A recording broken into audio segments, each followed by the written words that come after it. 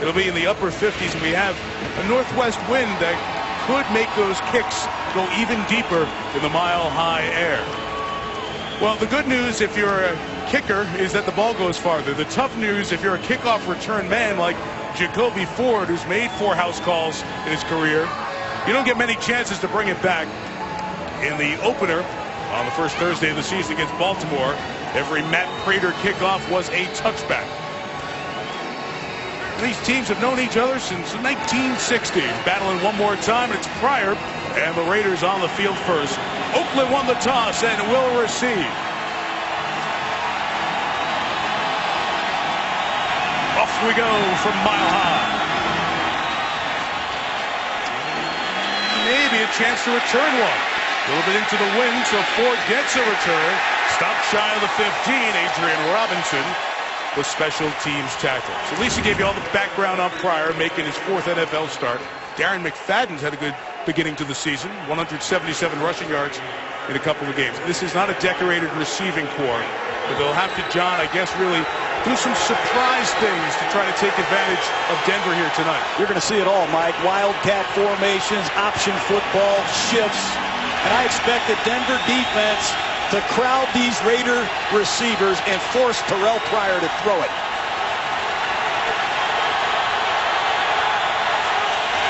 On the 14, here is Pryor keeping and throwing on the run. The pass incomplete, intended for Marcel Reese, who's an outstanding receiver. Let's talk about this Denver Bronco defense.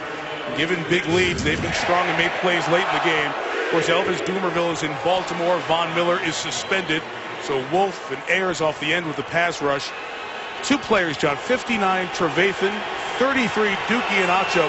Names who have come up the first 2 games for Denver. No question, this is a very fast, not very big Denver defense. After the incompletion, the run by Darren McFadden. He'll get just under 4 yards. Wesley Woodyard for the tackle. It's going to be 3rd and 6.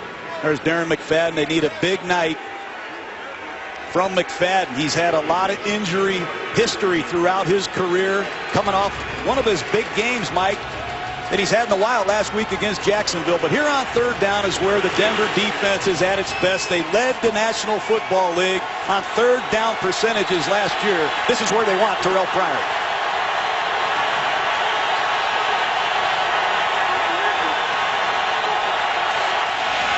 Out of the gun against the 4-man rush. Pryor escaping and throws on the run incomplete. Trying to get it to Michael Rivera, the rookie tight end out of Tennessee. So 56 seconds, 3 and out, and the Raiders will punch it to the Broncos. The defensive coordinator Jack Del Rio told us the #1 mission is get off the field immediately, get the ball back to Peyton Manning as many times as they can. Great start by the Denver defense.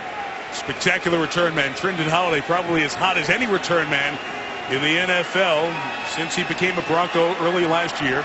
Marquette King is the first-year punter. He's replaced Shane Leckler, who's now a Houston Texan.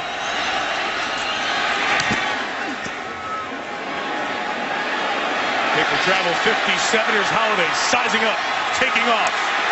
And the former track star, Holliday, out of bounds as he was working the sideline. They'll mark him back at the 45-yard line. Holliday giving excellent field position to Peyton Manning, the 4-time league MVP, with this outstanding supporting cast, including Julius Thomas, who's in his 3rd year, but his first impact year. Chris Clark, 75, replaces the all-pro tackle Ryan Clady, who's out for the year with a foot injury. And he will have his hands full. He did take a lot of snaps in the preseason. He started a couple preseason games when Clady was hurt. But Lamar Houston, number 99, is going after him tonight. So the return of 20, and Manning and company begin operation for the 45. 20! Take to Moreno. Manning dumps it. It's the tight end, Julius Thomas. Former basketball player, very limited football days. He gained 6. We have a penalty marker down, and Jerome Bogert, the Super Bowl referee from this past February, in charge tonight. Holding, offense, number 74, 10-yard penalty, replay, first down. All right, that's Orlando Franklin, the right tackle, called for that hold. As we told you, Monday Night Countdown, all of these players were not a Raider last year, except for Lamar Houston, the defensive end. John Charles Woodson's back, and he's playing that safety spot for the Raiders. The 35, it's 1st and 20. Moreno with a drop and incomplete. Not a good start by the Denver offense. Obviously with the penalty and a drop pass, but here's Peyton Manning jumping the ball in a no-huddle offense. Watch Nick Roach, number 53, work with Peyton Manning. Manning snaps it quick this time and fires on the move. It is Eric Decker gets the penalty yardage back, plus another 2 as Jason Hunter makes the tackle. It's 3rd and 8 coming. Well, Manning jumps the ball. He goes quickly, and you have to be able to tackle these Denver receivers after they catch the football. That's where they do a lot of their damage. Denver hopes to disguise and bring pressure and not let Manning get a beat on them. And Peyton wanted to see what they were doing. The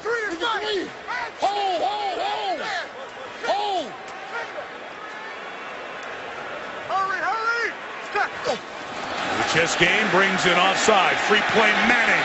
Down the middle. Decker catches it at the 36-yard line. It's a 1st down, so they'll decline the flag. 2 deep, man-to-man underneath, and you're going to have your hands full covering Decker in the slot. Offside. Defense number 93. That penalty decline. The result of the play is a 1st down. A lot of teams play 2 deep, man-to-man underneath, and when you have Eric Decker, a 6'3" slot receiver on a little stutter to the outside and back to the post, he's hard to stop. Great work. Gain of 17. And from the 36, Moreno runs to the right for about 3 yards. So no Sean Moreno. They brought him in with the 12th overall pick in the 09 draft. And after the first couple of years, there were some questions about no Sean Moreno. Also got into some trouble with DUI here in town. Fell out of favor. But has come in this year as a leader, has been a good player, and seeing the most action of the 3 running backs. That time he and Manning have their feet tangle on the handoff, and it limits the gain to just 2. That's a nice job at the point of attack by Lamar Houston, the right defensive end. The lone holdover on this Raider defense, stuffing the tight end, getting off a block. You see Thomas, number 80. Good work. 3rd and 5.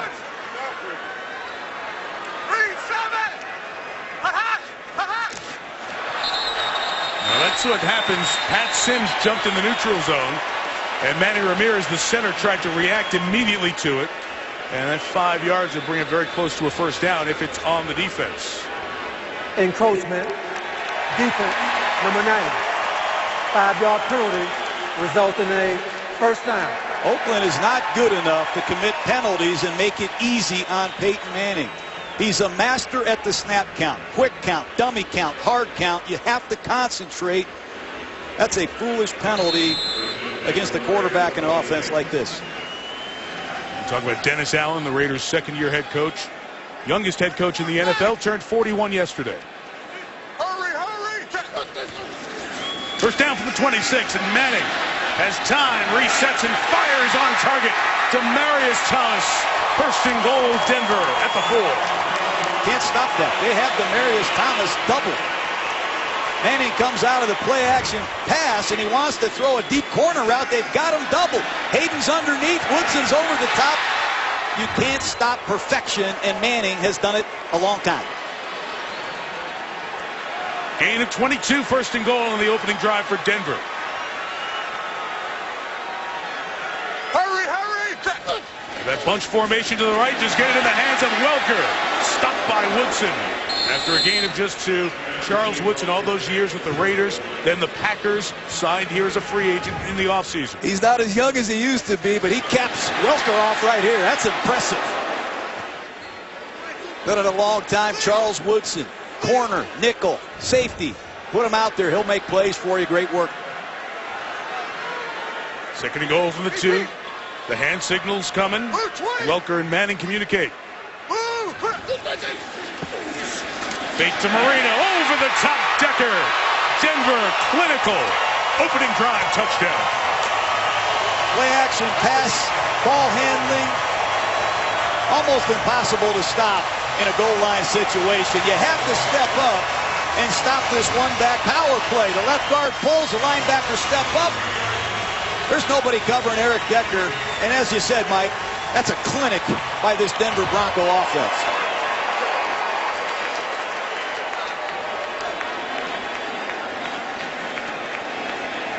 Matt Prater for the extra point. You know, you call him the sheriff. I might go with the surgeon. And that was just surgical. From snap count to perfect passes, 8 plays, 55 yards, and the first Bronco first quarter points of the 2013 season. ESPN's Monday Night Football is brought to you by GMC. Enter the Never Say Never sweepstakes for a chance to win a 2014 GMC vehicle at gmc.com/NFL and NFL Mobile. Download today and never be without football. Call **NFL. That is an awesome look at this place. Our aerial coverage tonight is brought to you by DirecTV. Sun just setting here on the front range of the Rockies. A little before 7 local time. Peyton Manning, the outstanding start to this season, continues in 8+ quarters, 10 touchdowns, no interceptions. 5 of 6 on that drive. Line drive, kickoff by Prater. This is no return. And Terrell Pryor and the Raiders will take over from the 20-yard line. See if this offense can find any rhythm and sustain. Find a way to keep number 18 in orange on the bench. It's a Raider team that scored 17 week 1 in Indianapolis and 19 at home against Jacksonville in their first victory of the season last Sunday, but not an offense made to come from very far behind. Oh, they're stopping the game for a second. There's honoring some folks in the far end zone there during the commercial, and the people being honored and the color guard that were out there with them were not out there off the field. So now they got them out of position, and we're ready to go again. There are Pryor's numbers. He ran for 200, passed for 200, and ran for over 100 in that first game. In the 20, another whistle, and this one's going to be a false start penalty on the Raiders. False start. Offense, number 61. 5-yard penalty. Still first time. Pre-snap penalties are killing the Oakland Raiders. And this offensive line, outside of Stephen Wisniewski, is totally rebuilt because of injuries. Tony Pashos, the right tackle, just got here. He wasn't even in football last year. They're on their 4th different left tackle since training camp started, and I've seen 3 different left guards. That'll be a problem in this noise. Nix with the ankle injury last week, a no-go tonight. The veteran Andre Gerard starts at guard. First and 15 for Pryor. It's complete to Michael Rivera in just a yard as Danny Trevathan makes the tackle. It's a very inexperienced team, starting with Pryor. Great success at Ohio State. 31-4, 3 BCS bowl games, 1 a Rose Bowl, appeared in the Sugar Bowl his last game, and then the instant where he had the suspension for 5 games. So he had to go to the supplemental draft as he didn't come back to that last year in Columbus. Was here really a non-impact person for the Raiders in that 2011 season when he was drafted in August, and 2012. But this year they acquired Matt Flynn, who didn't win the job and lost it. That's why Pryor got the start week 1. In trouble here. Trying to escape, puts it up for grabs. It's caught by Rod Streeter and gets to the 22-yard line. So a near sack turns into a gain, John, of 6. Excuse me, it never looks normal with Terrell Pryor, but you're going to see McFadden get beat badly on blitz pickup against Robert Ayers, and Terrell Pryor can get out of trouble and throw the ball from some incredibly awkward positions. This is all Terrell Pryor. Raiders must block better than that. He is a terrific athlete at 6'4" and 233. And that athletic ability is the survival skill for this offense right now. 3rd and 7, flushed again. Throw incomplete for the first down to Rivera. So Michael Rivera moves the change. There's a marker down in the secondary.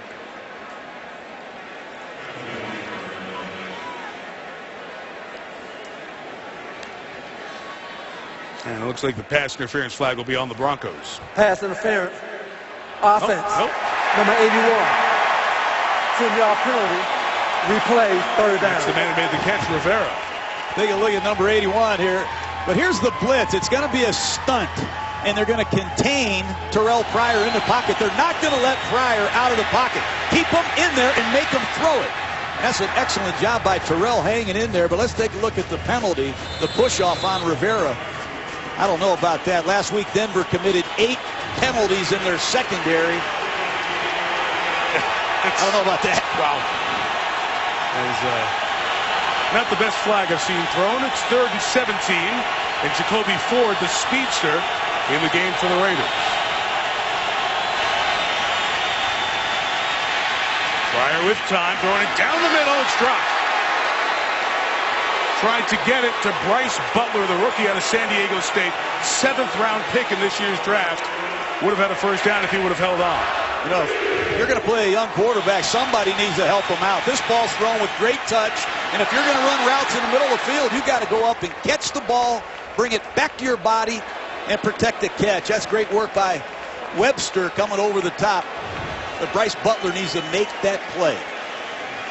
There's Marquette King to punt for the 2nd time.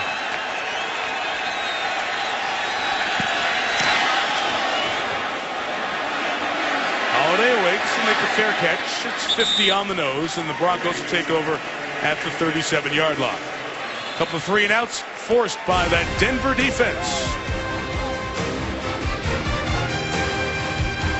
In help, www.redcross.org/NFL. It has been a very difficult time for the people of this Metro Denver area, and hopefully for many of you who are watching affected tonight, this time away watching the Broncos just gives you a little bit of respite and normalcy. Broncos take over at their own 37 and play action Manning, a first down gain of 10, make it 11 to Eric Decker. This is the man calling the plays in Peyton Manning's headset, Adam Gase, the 35-year-old first-year offensive coordinator. They've rebuilt this system. They're using a lot of different personnel groupings. Wes Welker's not even in the game right now. They're using 12 personnel, 1 back, 2 tight ends, a lot of shifts and a completely different volume of plays. 20. The 48, it is Moreno dancing back to the left side, only gets about 1.5 yards. Gase didn't play college football or the NFL. He's from Ypsilanti, Michigan. This is a guy, John, who knows he's got to get the play in quick, so Peyton has the maximum time to do what he does best at the line of scrimmage. And Peyton's going to run the play that Gase gave him. Unless he doesn't like it, he'll fix it. Now the pistol this pass is caught by the tight end Virgil Green, but knocked out by Mike Jenkins, the DB, and it becomes an incomplete pass. I like Jenkins. I've always liked corners that will tackle and hit. And Mike Jenkins, the ex-Dallas Cowboy, has done a nice job of that throughout his career. He saw that coming the whole way. Nice job driving his shoulder right through the ball. And a good call. Didn't get the 2 feet, then turn and make a football move with time to do so. So it's 3rd and 8. And Manning throws it quickly to Demaryius Thomas. The Raiders are on it and bring down the big Thomas. And they force Denver to punt after 1 first down. That was a pressure look by the Raider defense, and Peyton Manning audible to the quick screen, the same one Thomas took to the house a couple weeks ago against Denver. But watch Thomas. Quick screen, quick trigger by DJ Hayden, the rookie out of Houston, and he forces it back inside to a bevy of Oakland Raiders. Good defense. That's their 1st-round pick. Playing in the nickel role for now. Britton Colquitt from the punting family of Colquitts. Brother Dustin, terrific kicker in this division for Kansas City. And a fair catch by Phillip Adams. And for the 3rd time, the Raiders will start from inside their own 15-yard line. Better job by the Raider defense on that 2nd drive. Denver swept the Raiders last year. The Raiders have won 15 more of the meetings with the Broncos over the years. This is the 106th time these teams have played. Terrell Pryor and the Raiders drives and start at the 13, the 15, and now the 9. And McFadden gains less than a yard to the 10. So the challenge of Terrell Pryor is learning on the job. How do you get him up to speed? It belongs to Greg Olson, the offensive coordinator, who's been in that job, John, Detroit and St. Louis and Tampa, and worked with you over the years in Tampa Bay as well. He's got to think outside the box. They're going to do a lot of different things because they have so many different players with different skill sets. But Olson has done, I think, a great job catering the offense to his young quarterback, Terrell Pryor. Youth, inexperience all over the offense. We saw that the last drive. Here the Raiders go to the extra offensive lineman on 2nd and 9. They're trying to establish a run, work some clock. But Nate Irving and the Bronco defense having nothing of it. 3rd and long coming. Yeah, this quarterback position is still an unsolved mystery in Oakland. They used the 1st and 2nd round draft choice to trade for Carson Palmer. Then they took Terrell Pryor in the 3rd round in a supplemental pick. They traded a 5th round pick to Matt Flynn, and they gave him $6 million, and they took Tyler Wilson in the 4th round, and they cut him in this year's draft. So this is a very mysterious quarterback situation in Oakland.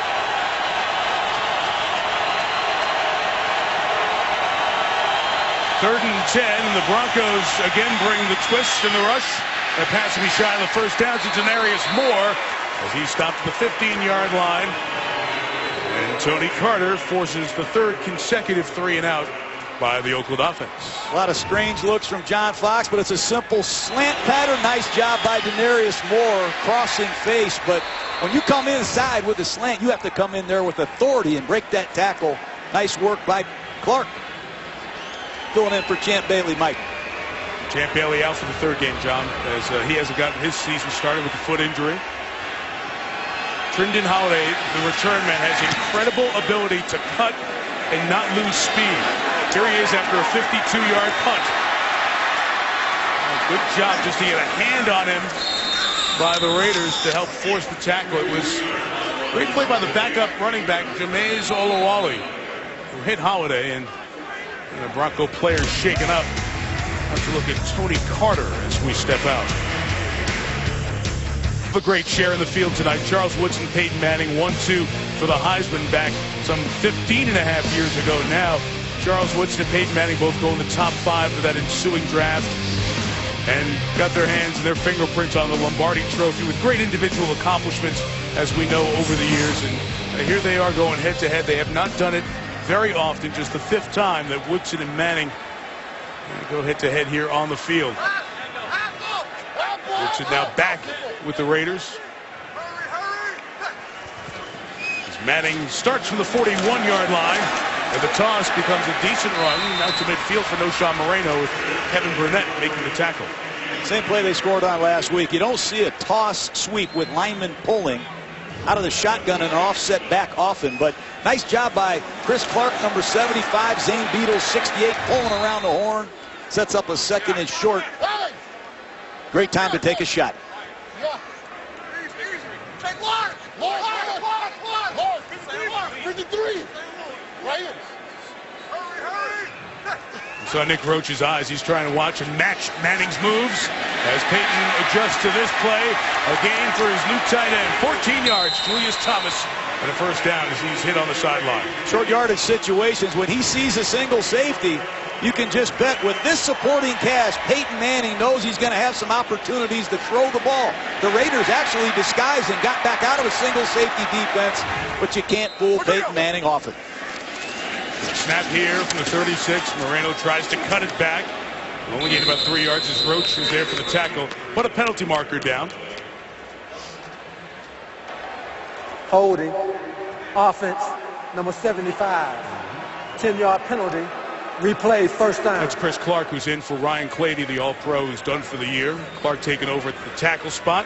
Jason Tarver is matching Wicks defensively, 39 years old, brings great passion and energy to the game, was on the Niners staff for a while, then was a co-coordinator at Stanford for 1 year before coming over to Oakland. That was 2nd year with the Raiders. That's why you coach defense, to measure yourself against the best.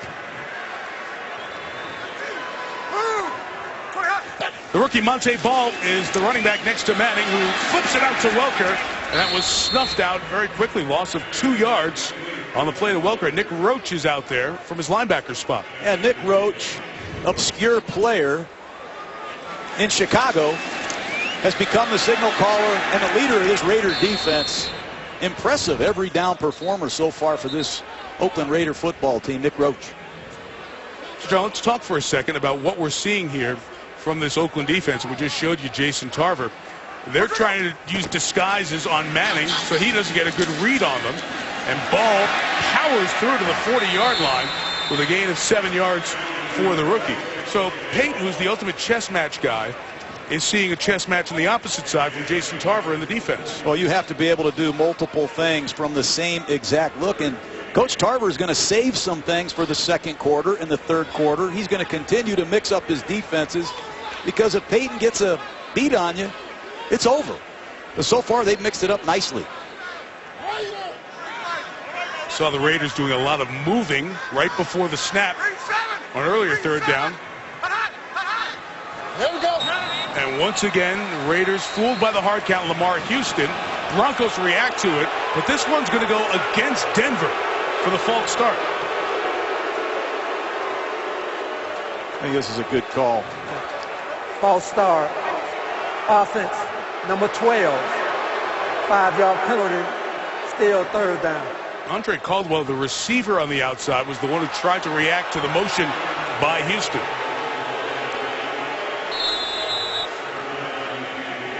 Sloppy first quarter. A lot of penalties on both sides. Hey! 29, Mike! 29! He's down! He's down, Mike! Check service! Service! Which left service? This boy's down! Why you through? Raiders showing the three-man rush. So Manning changes the play and throws underneath and crossing. It's Thomas who does so much damage on this route. But there's Woodson chasing him down. The ball comes out after the receiver Thomas is down. And it is no first down as Thomas is slow to get up. Look, the Raiders are playing three safeties in a lot of situations. And this long yardage situation is why Charles Woodson. He sees the ball thrown on a design block screen to Demaryius Thomas. He sifts through the traffic, makes a good open field tackle. But Oakland's going to use these three safeties all night long to confuse Manning. A 53-yard field goal attempt here at altitude from Matt Prater out of the hold of the punter Colquitt, and able to knock it through with plenty of room to spare. 16 of 21 in his career from over 50 yards. Matt Prater, 10-0 Denver. And that third down yardage pickup put it in range for Prater to knock it through, and the Broncos up 10-0 here in the first quarter. Now you saw on that third down play as Demaryius Thomas was tackled by Woodson. He got his foot trapped underneath Charles, and he limped off to the locker room, or to the bench I should say. Tony Carter, the corner, who was hurt on the last punt, has an ankle injury. He went to the locker room. His return is questionable. And now the Bronco medical staff, Steve Antonopoulos, their outstanding longtime athletic trainer, all looking at the foot of this very valuable receiver, Demaryius Thomas.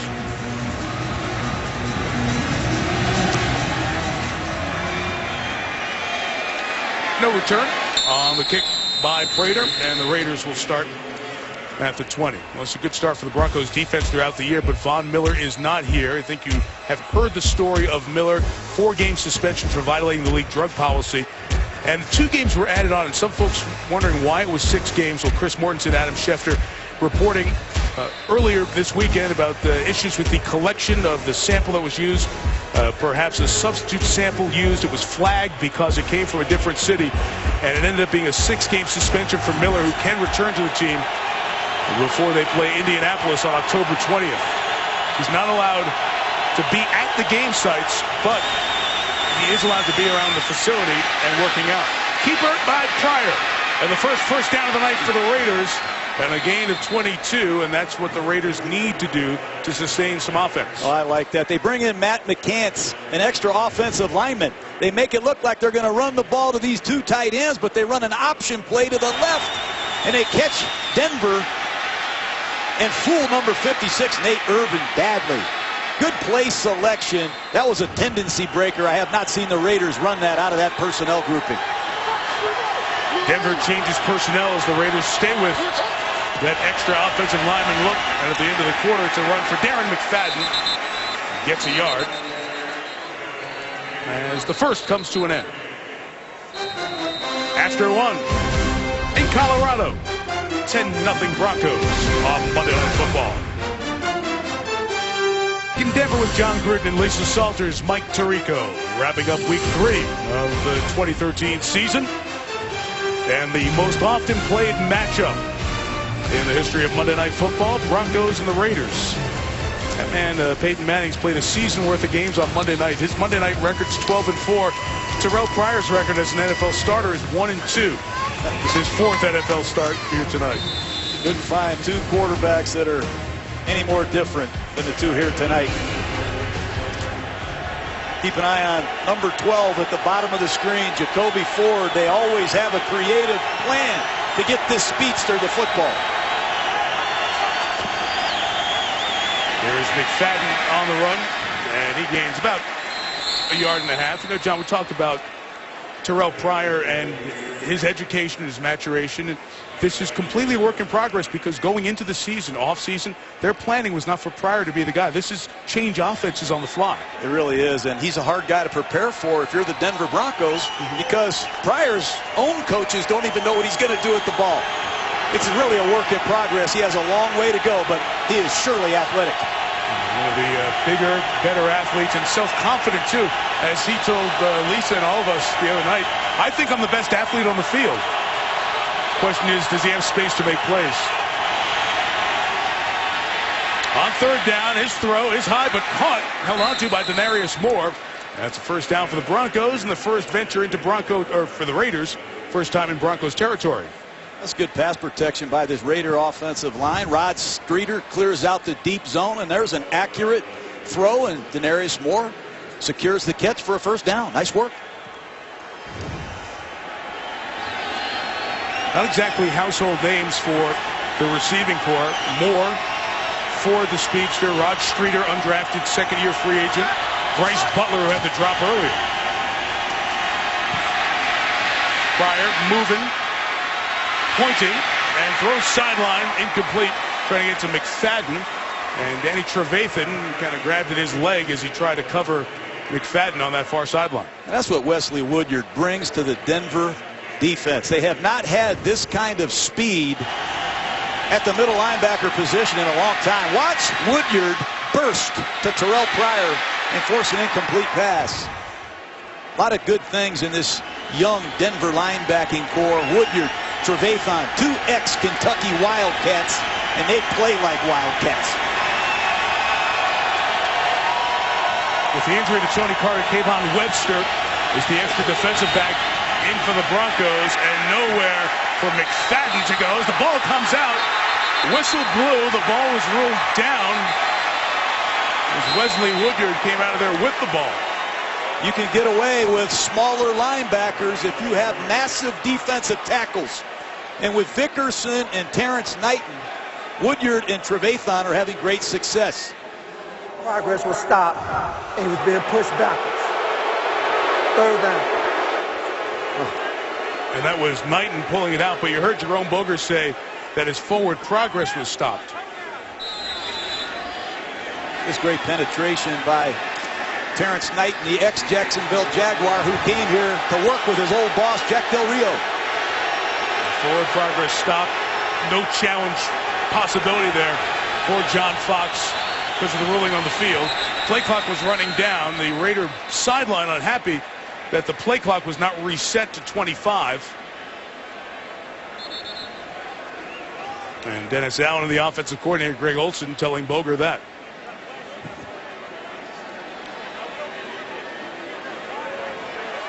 And the back judge, Tony Steratore, he's watching the clock and the play clock and gives Boger the word.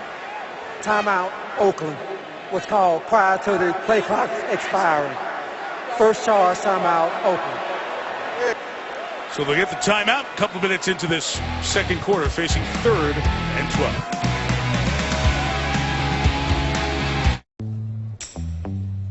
Nice car. Sure is. Make a deal with me, kid. You can have the car and everything that goes along with it. Give me a smile, kid. Give me a smile.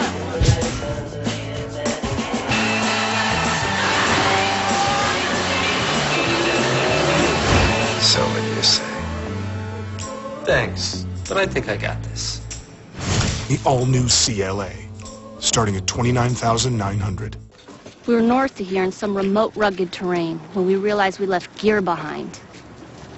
We were up the creek without a paddle. I mean, we literally needed paddles. Campbell had left them in his garage. Thankfully, I had my Navy Federal Credit Union credit card on me, so we got new paddles and earned cash back. Next time, we'll remember the paddles. Seriously? And forget Campbell. 4 million members, 4 million stories. Navy Federal Credit Union.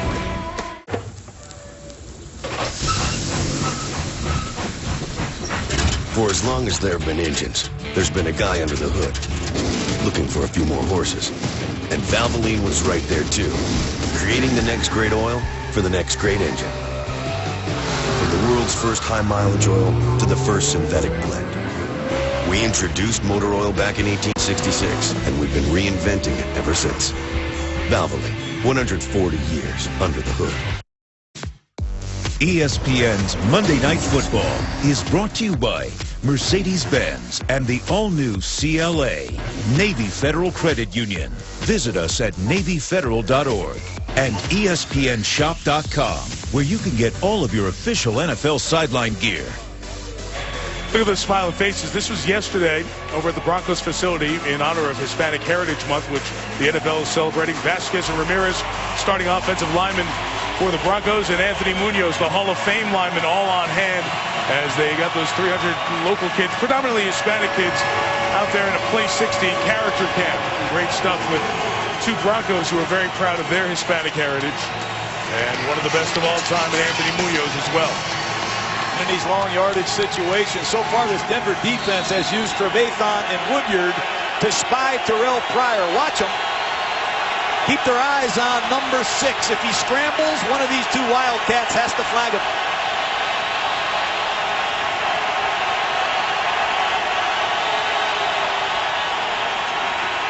Third and 12, and Pryor steps in, and Rashad Jennings is hit hard by Kayvon Webster, and the gain of 1 forces 4th down. Well, when somebody gets hurt, somebody must step up. Carter goes down, unfortunately, with an injury, and a rookie from South Florida makes an impact hit. But they are forcing Pryor to stay in the pocket. Nice zone defense by Webster, peeling back and making a vicious hit on Jennings. Holiday goes back. John, I'm going to give your old kicker, Sebastian Janikowski, was just saying, hey, guys, 63 yards from here. I'd like to try one. Instead, It will be the 4th punt of the night for Marquette King. You don't need to help Peyton Manning with field position. And King can't do it inside the 20, so the net is 25. You know, watching Peyton Manning in practice the other day, his fundamentals still very important to him. I remember studying him coming out, his fundamentals, shuffling, working on his footwork, keeping the ball in a throwing position, getting it out quick. He's been doing these drills at Tennessee, at Indianapolis. Just the other day, I saw him doing the same exact drill. The footwork, the pocket presence, the ball security. It's not part of the job. It's a priority part of the job, and nobody emphasizes it like Manning. That's just great video over the years. Very unchanged, and it's the stuff you see on your TV week in, week out. Ronnie Hillman in as the back, trying to get Hillman some carries in this 3-back rotation, and he gains 7 yards. It's a credit to Adam Gase to use all of his personnel. It's the 3rd running back we've seen carry the ball in a no-huddle offense. You have to credit all of these Broncos. They must have some smart football players. 2nd and 3, Manning pass complete. Demaryius Thomas in the open field, hard to bring down, gets to the 39, 1st down. Take a look at Manning's footwork in the pocket, out of the shotgun. Great ball fake, good 3-step rhythm. Look how his feet are alive. Surveying the field, nice accurate throw.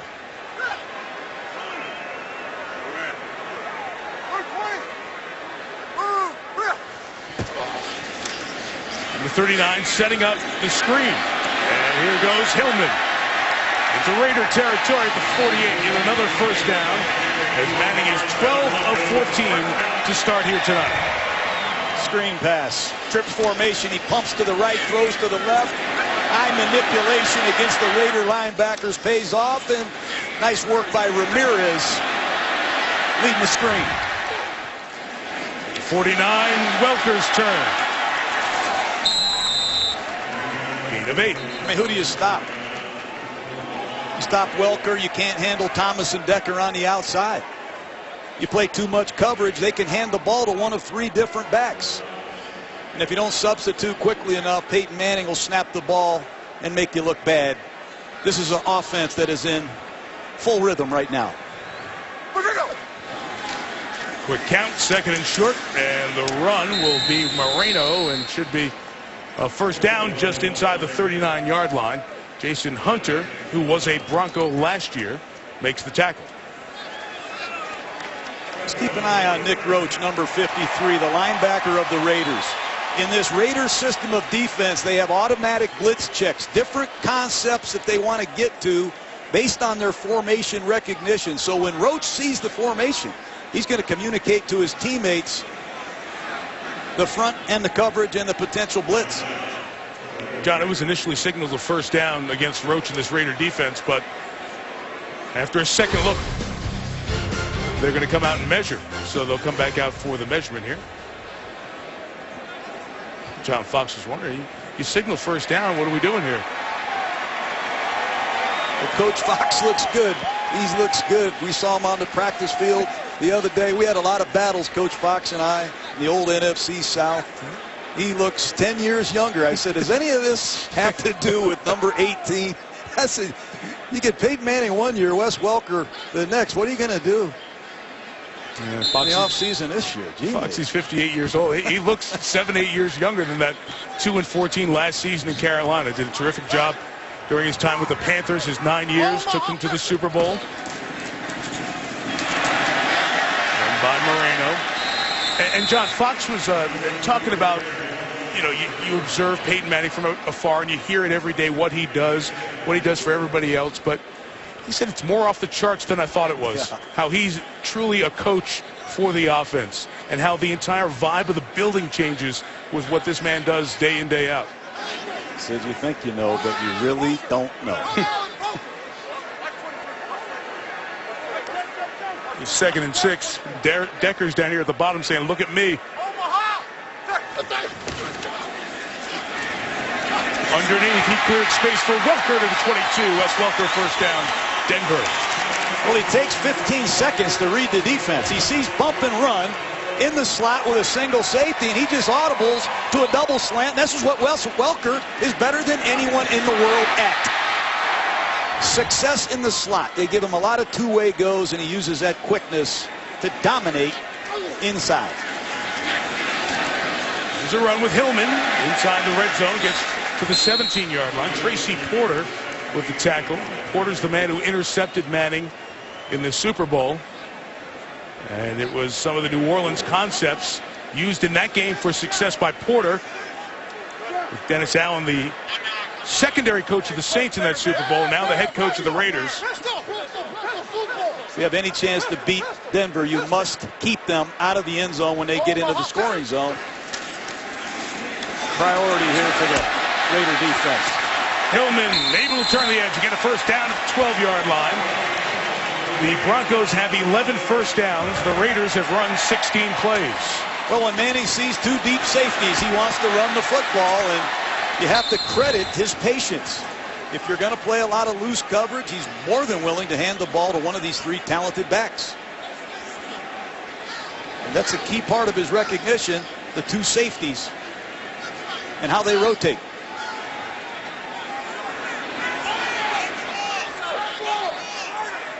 See the safeties at the top of the screen. They're going to give Peyton Manning a pretty good indication of what the coverage is. On 1st and 10, here is Manning end zone. Touchdown, Welker. Well, that time there's no reroute on Welker whatsoever, and he splits Charles Woodson and Tracy Porter, and he slices them pretty good. No reroute whatsoever. A great stick to the outside, and he beat Charles Woodson bad to the post. But when Manning sees that double zone, he's either going to run the football or they're going to give you some of the best two deep zone beaters that exist in pro football. You can't execute any better, Mike.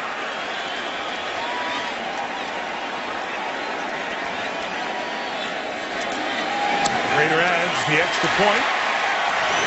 10 quarters, 11 touchdown passes for Peyton Manning to start the season. 4 of them to Wes Welker, capping off another sensational drive. Well, we mentioned 10 quarters, 11 touchdown passes. It now ties Tom Brady for most touchdown passes in the first 3 games of a season. And we have 2.5 quarters to go in this one.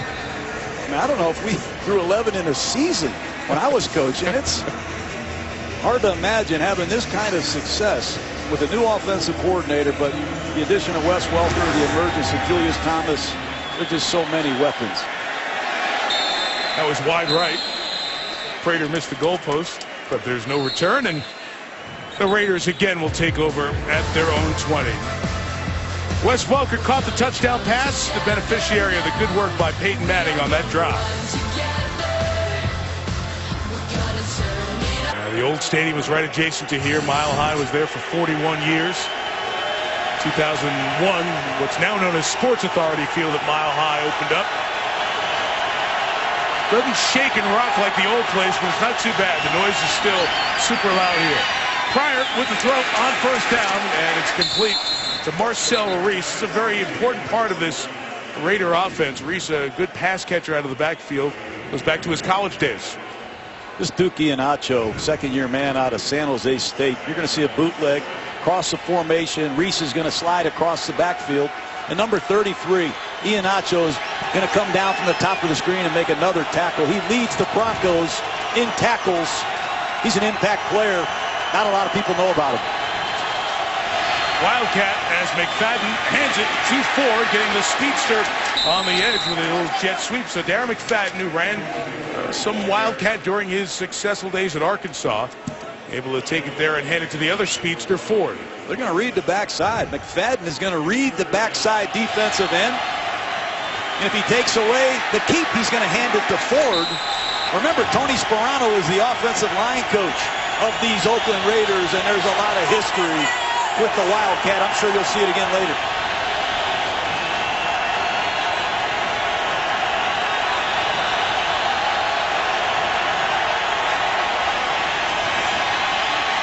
Third and 3. Pryor escapes and fires complete for the first down, and turning and going to Denarius Moore, and he's gone. Moore for the touchdown. That's what this Raider football team needs. Denarius Moore to die a long distance. That time he breaks a tackle. Cromartie, number 45 in coverage, and Ihenacho can't cap off, and Denarius Moore is to the house. But an excellent job squaring this off flat. And it's a poor break by Ihenacho, the man I just talked about. Rogers Cromartie took out Ihenacho trying to make the tackle. Tremendous speed by the third-round pick, Kayvon Webster, running down to try and catch Moore, who takes it all the way. Now the question is, was his knee down? Where's the ball? It is confirmed from upstairs as all scores are looked at. Confirmation was given that it is a good touchdown. And Sebastian Janikowski, the all-time leading Raider scorer, adds the extra point. So a much-needed bolt for the Raiders. They had 60 yards on their first 18 plays, but 73 on that touchdown. Much-needed stay-in-the-game score for a Raider team that is known losing almost unlike any other team in the NFL for the last decade. Since they went to the Super Bowl, there have been 7 different men who have tried. The instability has been part of the story at the 2 most important spots, the head coach and the quarterback position. And they have just had, I mean, this is like the Hollywood Squares. The names, the faces. Peter, I'll take Andrew Walter to block. Culpepper, Brooks, Tuiasosopo, Palmer, Bowler, Jamarcus Russell, you name it, and they've all been there. And it's all been the hopes, and nothing. Terrell Pryor, now with his latest turn at the wheel, as they try to develop him on the run here, and able to hit the longest touchdown pass in 2 seasons on that last play for the Raiders score. Well, we know he's a great athlete, but he just made an NFL throw from the pocket. That has to make head coach Dennis Allen very happy. Now, if he can get a stop from his defense, we might have a football game. Sebastian Janikowski kicks it out of the end zone. Touchback. Peyton Manning and the Broncos will start from the 20. So you have to be able to stand in the pocket. You're going to see the rush coming off his left side. But watch Terrell, 2 hands on the ball, push up in the pocket, keep his eyes downfield, and throw a strike. And that's really good to see. Pryor's got to keep both hands on that ball, but he didn't abort it and start running. He hung in the pocket, made an excellent throw on 3rd down, and Benarius Moore did the rest. I like to see that development. Now see if the Raider defense can piggyback upon that. Apple, 94's Mike. Williams, Mike. Hurry. And on play action at 1st down, Manning with pressure coming, throws, and it's caught. Turning it upfield is Decker. Great cut by Decker. What a terrific post-catch run by Eric Decker inside the 20-yard line. 61 yards. That's just sensational. Pickup by Moreno. No-shot Moreno picks up the blitz. Decker beats Jenkins on a comeback, and the ball is thrown right out of the break in the only place you can throw it. And don't forget, Decker had 13 touchdowns last year, and he's 6'3", 220 pounds. He and Demaryius Thomas are beasts on the outside. Easy. Mike's Mike. Go inside the red zone right away. And Manning is flushed, chased, and throws it complete to Demaryius Thomas. Tracy Porter trying to pull at the ball as Porter and DJ Hayden combine on the tackle. Functional mobility. Manning doesn't move around very well, but he's the hardest guy in football to sack. This time Jason Hunter coming from the blind side finally takes Manning to the ground. It's critical that the Raiders knock Peyton off the spot. That's the first time I've seen him do it. First time he has been hit tonight.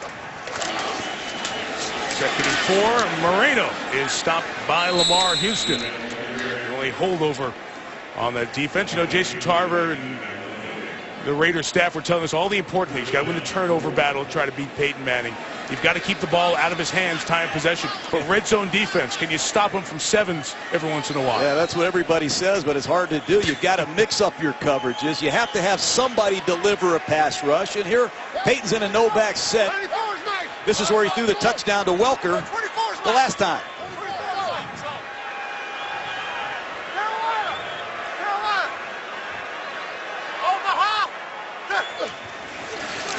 And on 3rd and 4, the 2-side route is worked to the end zone with Julius Thomas for the touchdown. And Charles Woodson's just shaking his head. Manning saw that slot blitz by Charles Woodson all the way. Woodson comes off the weak side. Thomas is the hot receiver. He wins in one-on-one situation against Burnett. It's as good as it gets. Recognizing the coverage is one thing, but recognizing the blitz packages is another. And every week I see the best coaches in football try to fool them. No one can do it.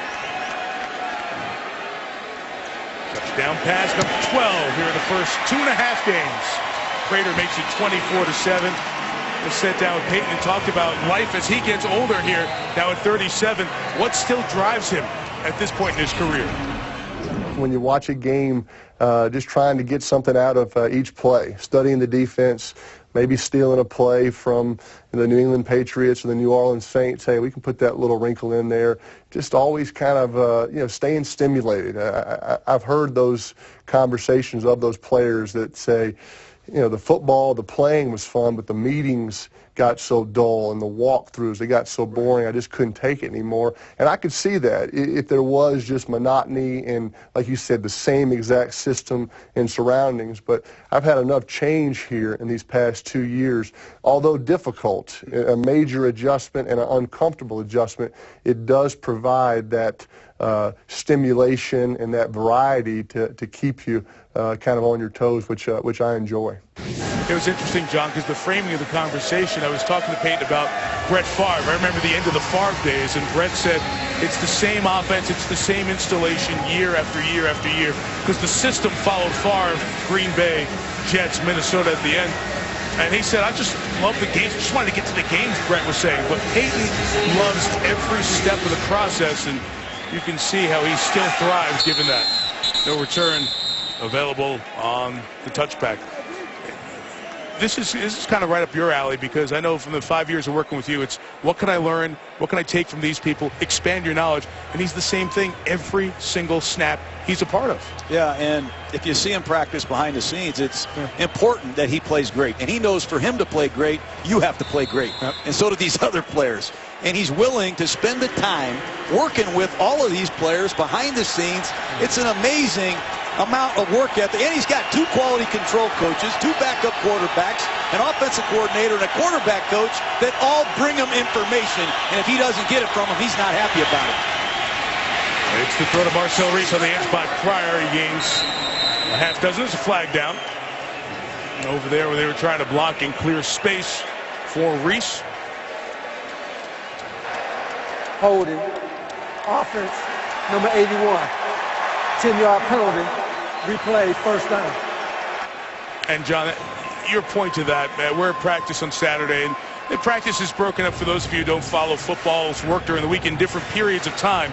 And now the special teams is their time. So they're out there working and practicing. And this group is all being put together to try to get things in line for Peyton week in, week out. Yeah, the top 2 guys are quality control guys. They help them.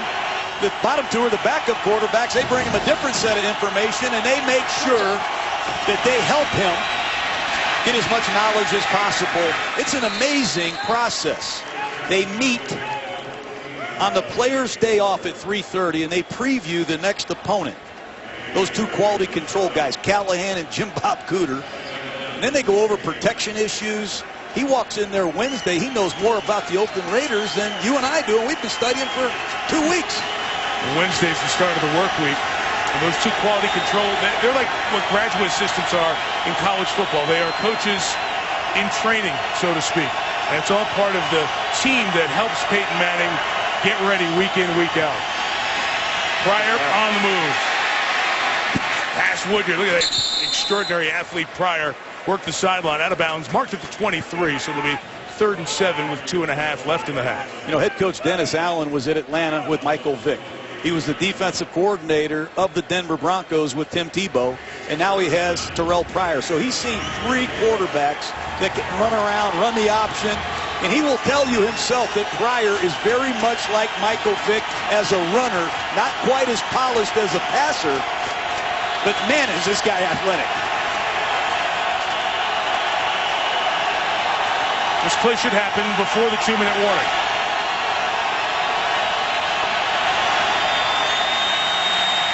Third and 7, that screen from McFadden is taken away, and Pryor just has to go down. They're doing a great job, Denver is, John, of not letting Pryor scramble. They're spying him, containing him, shutting him down. 24-7 inside of 2.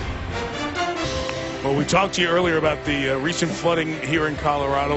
Less than a half hour from here, so many towns, homes, lives damaged, destroyed. This is the Cold Creek area of Jefferson County, just south of Boulder. You can help. Log on to www.redcross.org/NFL. 60 still unaccounted, 6,000 evacuated from their homes, and there have been great signs and show of support.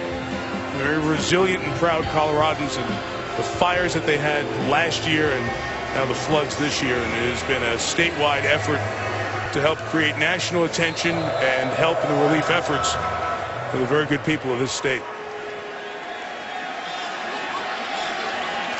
Trinidad Holiday back, 4th down. Broncos bring some extra players to the line, perhaps put some pressure on Marquette King. His 5th punt of the night. Holiday says stay away, and King's punt will be 45 yards. Broncos have it at the 38. Let's see how Peyton Manning read that last blitz on the touchdown. He saw Charles Woodson stacked by Kevin Burnett, so he knew Burnett was covering Thomas. He knew Woodson was coming. He just stood right in there, threw a strike out there, and said Thomas will beat you one-on-one. But not many quarterbacks can see it all the time. I've had guys that were really good that could see it most of the time, but very rarely does Manning miss a blitz. Let's see if Oakland can dial up something from this game plan to stop this offense. They've really been impressive. Apple. 5 drives, 4 scores for the Broncos here tonight. No Sean Moreno pushed to the sideline by DJ Hayden, and a gain of about 4 yards. Broncos have all 3 timeouts. DJ Hayden's an interesting guy. This year's first-round draft choice. We all know he's got an injury history, but they need DJ Hayden to be more physical in press coverage. Get up there and fight these big Denver receivers. Had a near fatal accident in practice in college at Houston last November.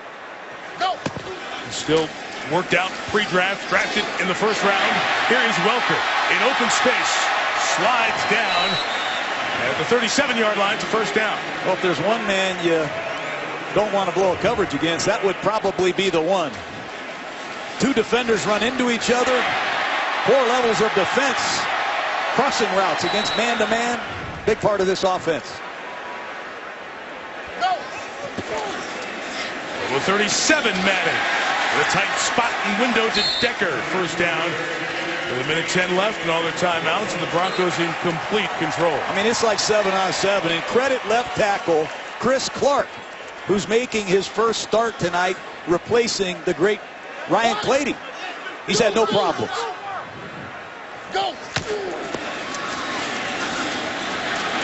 Moreno gets to the 23-yard line, and Denver will take the first of its 3 timeouts with 48 seconds left here in this first half.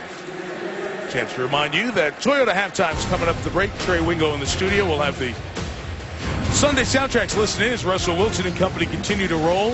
The Gruden Grinders from Sunday. John scouring every game to come up with his Gruden Grinders, and the latest on Aldon Smith and the troubles for the very talented young defensive impact player for San Francisco. All coming up on the Toyota Halftime. I go back to this left tackle, Chris Clark. A lot of backups don't really want to go out there and play sometimes, but Chris Clark couldn't wait for this opportunity. That came off of Minnesota's practice squad. He's been with the Broncos for a couple of years now. Moreno out of the backfield, taken down in the open field by Mike Jenkins. 40 seconds on the turning clock, and 3rd and a yard. Plenty of time to run it one more time in this short yardage situation. A little movement there on the left side. And it was Zane Beatles, the left guard, who moved first. That's a bad penalty in a short yardage situation. False start. Offense, number 68. 5-yard penalty. Still 3rd down. This is where you put an exclamation point on an excellent first half. Chosen to take a timeout. Yeah, it was a running clock, so the false start. Timeout, Denver. False start with the running clock is a 10-second runoff, but John Fox immediately told Jerome Boger, I'm going to take the timeout here. And that preserves the 10-second runoff. So it's going to be 3rd and 6 now with 30 seconds and 1 timeout left.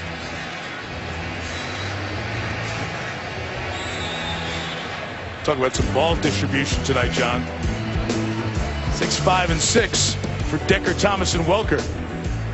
It's a game's worth of catches in one half, and throwing Julius Thomas, the tight end, former basketball player at Portland State. 3rd and 6. Manning has hit his last 15 passes. PP.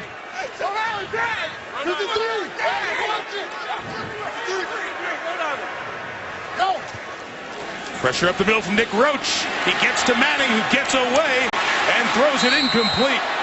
It was Kevin Burnett on the coverage of the pass intended for Julius Thomas, and Denver will have to settle for a field goal attempt. That time was a great disguise by the Raider defense. And they do get pressure right up the middle, as you said, from Nick Roach. He beat Manny Ramirez, the center there, and just forced the timing off a bit. So a 41-yard field goal attempt for Prater. Knocked in a 53-yarder in the first quarter.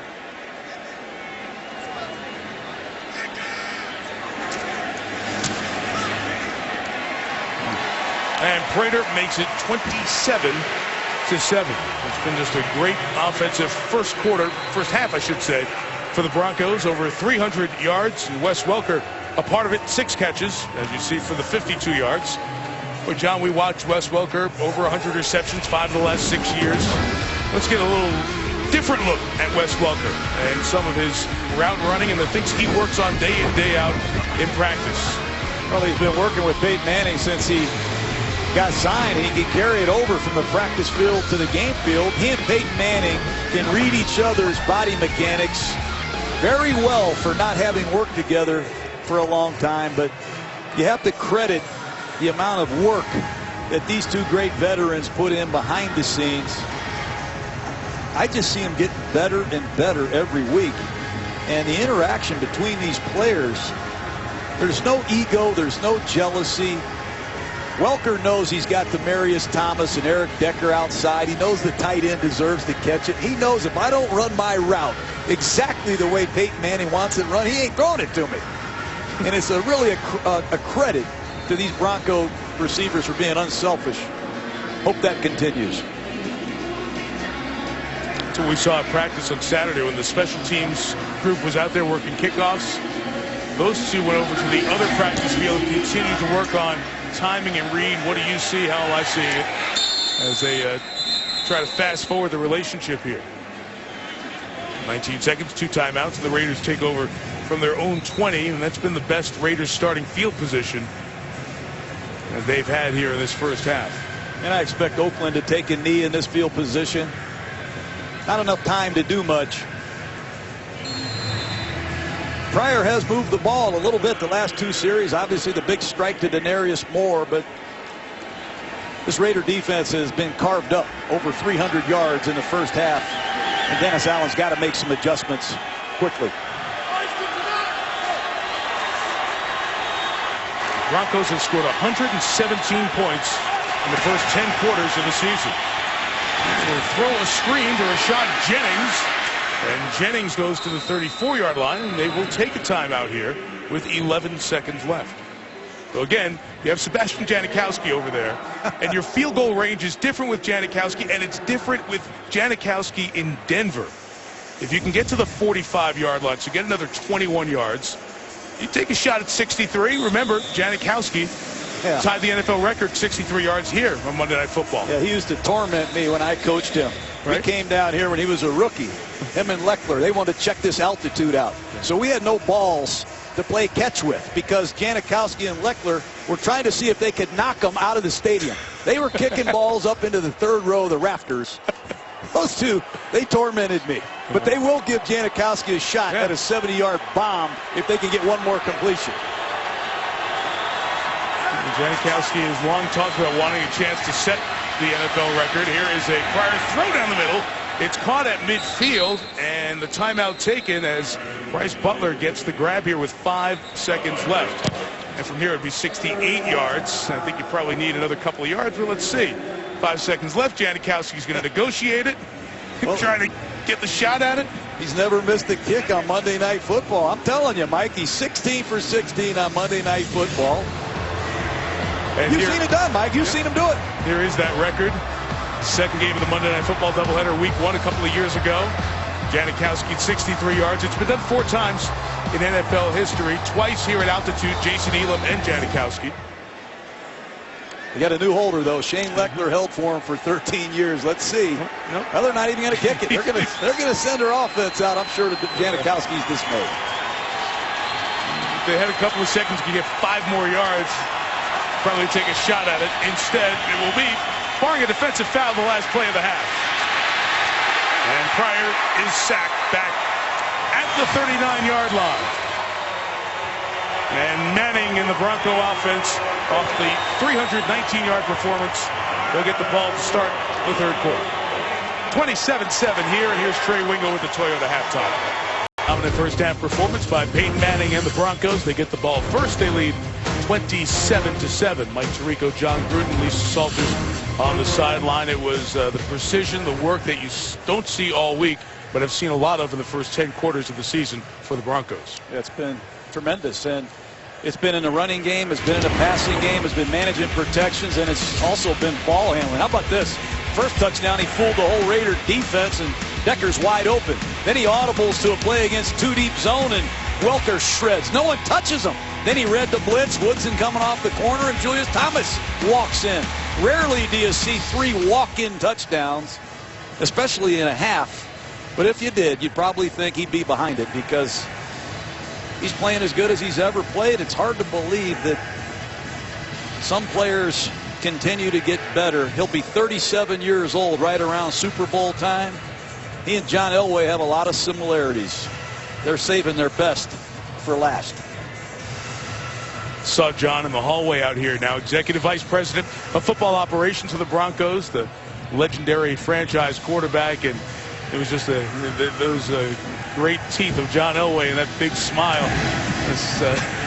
Said it must be a joy to watch that. And he said, absolutely.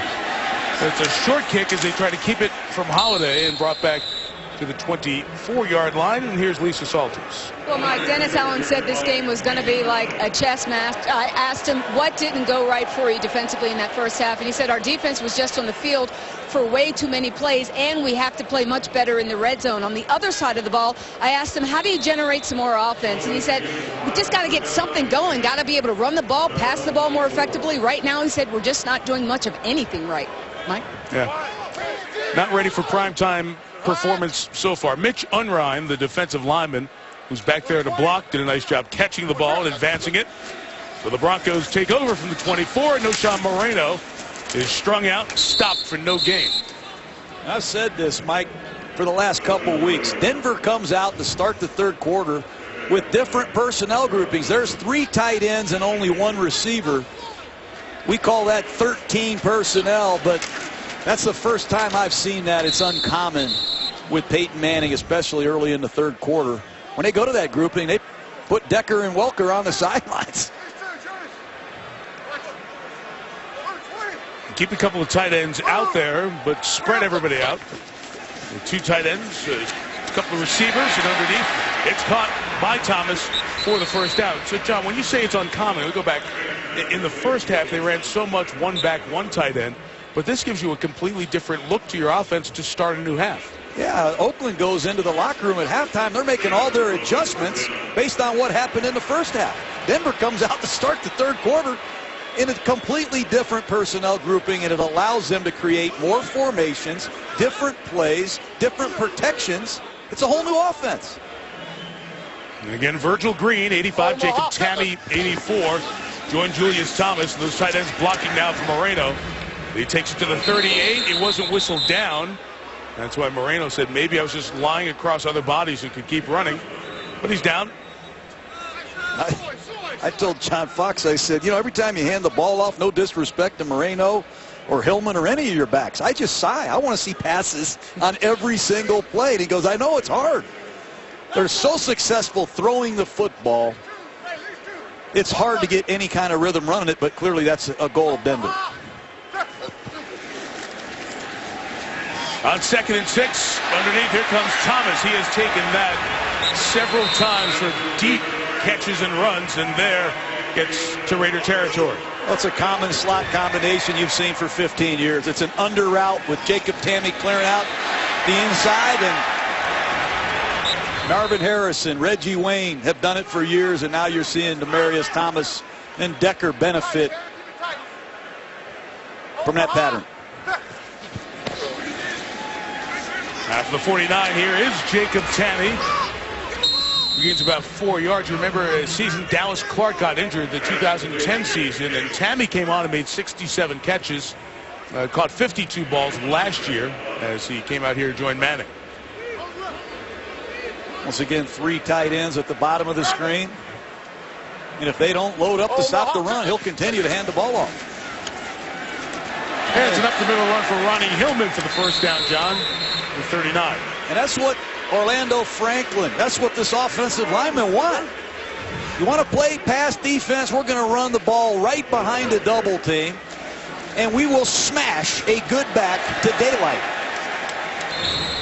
Nobody expected Denver to come out and start the third quarter with 3 tight ends, 1 back and only 1 wideout.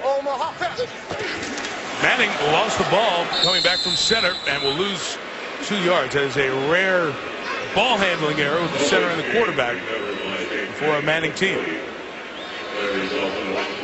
Looked like he pulled out there a little quick. So many different ball handling maneuvers in this offense, from the shotgun underneath the center. Refreshing to know that he actually is human. Bottom of the screen, you see a linebacker in coverage. I'd be shocked if you don't see something happen at the bottom of the screen. Ronnie Hillman is that back. Manning goes underneath. It's caught by Demaryius Thomas at the 34-yard line. All these personnel groupings, they're all designed to get Peyton Manning a pre-snap look. He knew it was man-to-man coverage. As soon as the linebacker went outside to cover the back, he finds that one-on-one matchup, and he continues to shred. 25 for 28, Mike, and almost 300 yards.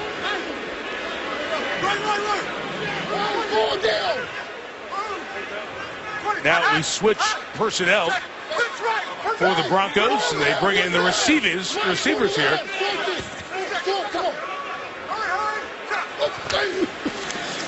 It's exhausting just to watch. Thomas underneath, first down to the 26-yard line. It's every single snap. It's relentless work. I mean, he's going to throw an under route, and they're going to use a triple runoff to try to generate a pick on Mike Jenkins, who's in coverage, and there's nobody to cover Demaryius Thomas. But it's over and over again. He's feverishly studying this defense, and he has so much skill. They even brought a new receiver in. You see Andre Caldwell, he says, give me something. I need a catch.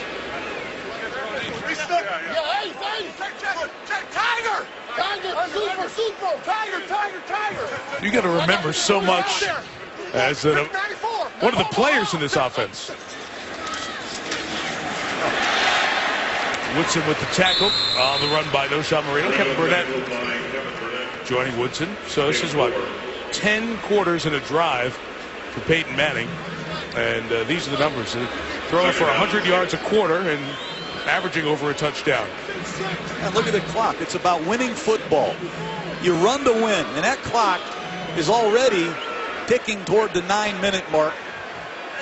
That's how you close teams out, with a strong running game. Louisiana. Poker outside. Poker. Hurry. The blitz comes. Manning up top. Welker almost pulled in the circus catch. Incomplete. Tracy Porter, step for step, gave Welker no room to look back at the ball. Well, they have about 100 different slot combinations they can get to. That time he read the blitz, and it's going to be a high fade by Wes Welker. He's going to look for the ball over his inside shoulder. Little bit more air on that ball, and I still think Welker should have played it. I've seen him make tougher catches than that. The 4th incompletion of the night for Manning. Yeah.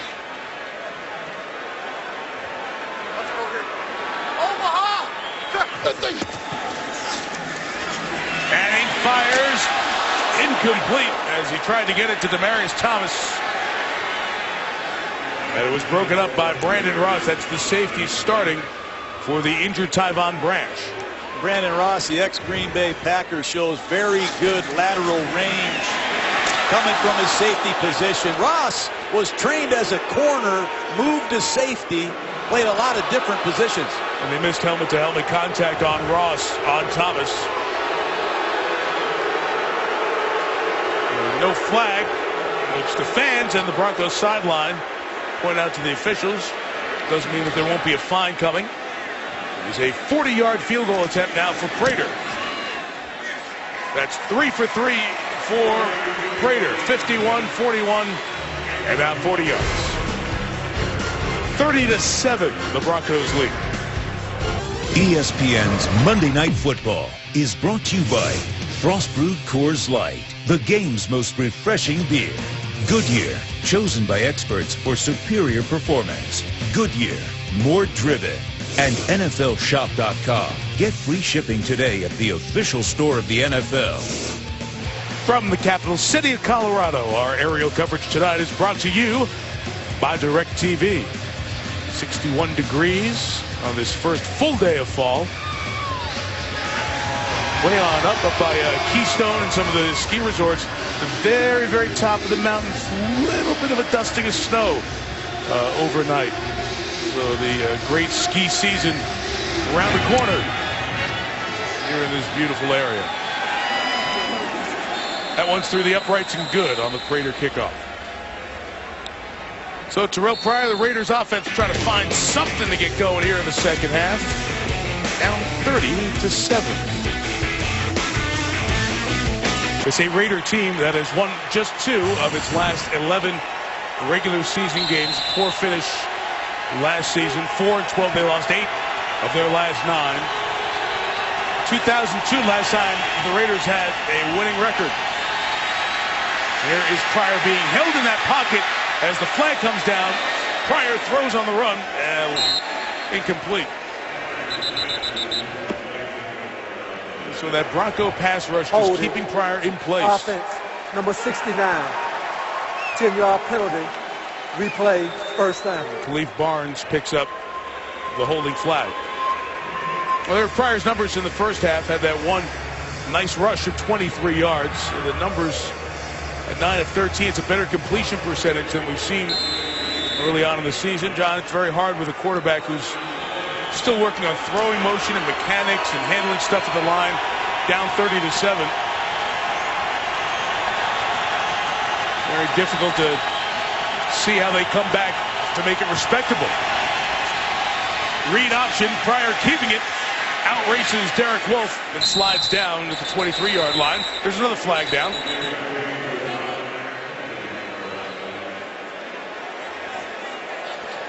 Holding. Offense, number 45. Half the distance to the goal. Replay, first down. You know what you want to see from Terrell Pryor and his Oakland Raider football team? As we've heard, they're not the most talented team in the league. But here's an opportunity to finish the game with as much effort as you can.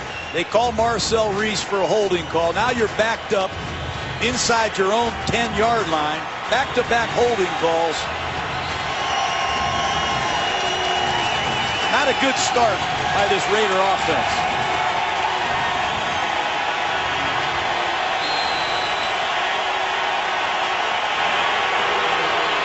And this crowd loves seeing their defense with a young quarterback in a backed-up situation with a 3-score lead.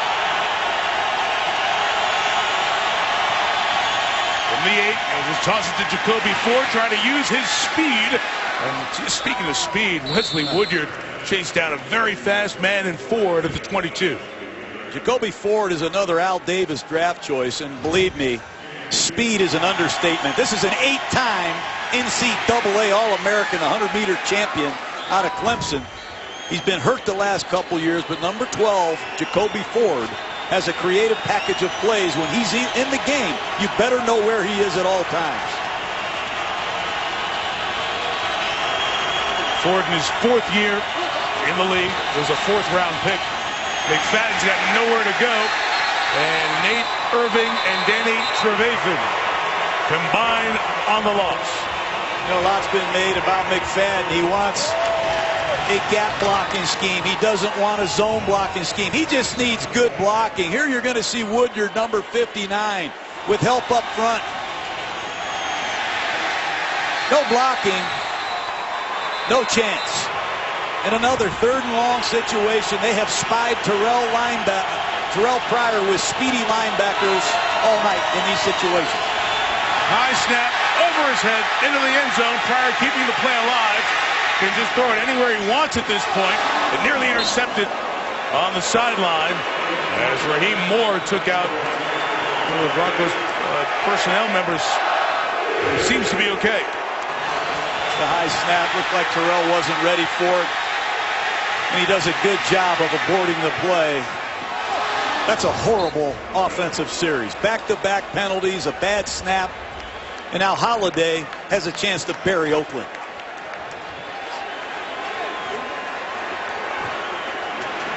Marquette King punts again.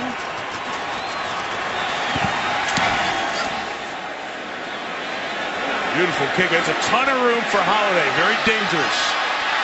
Did Holiday from the 18. Illegal block. Will push him back.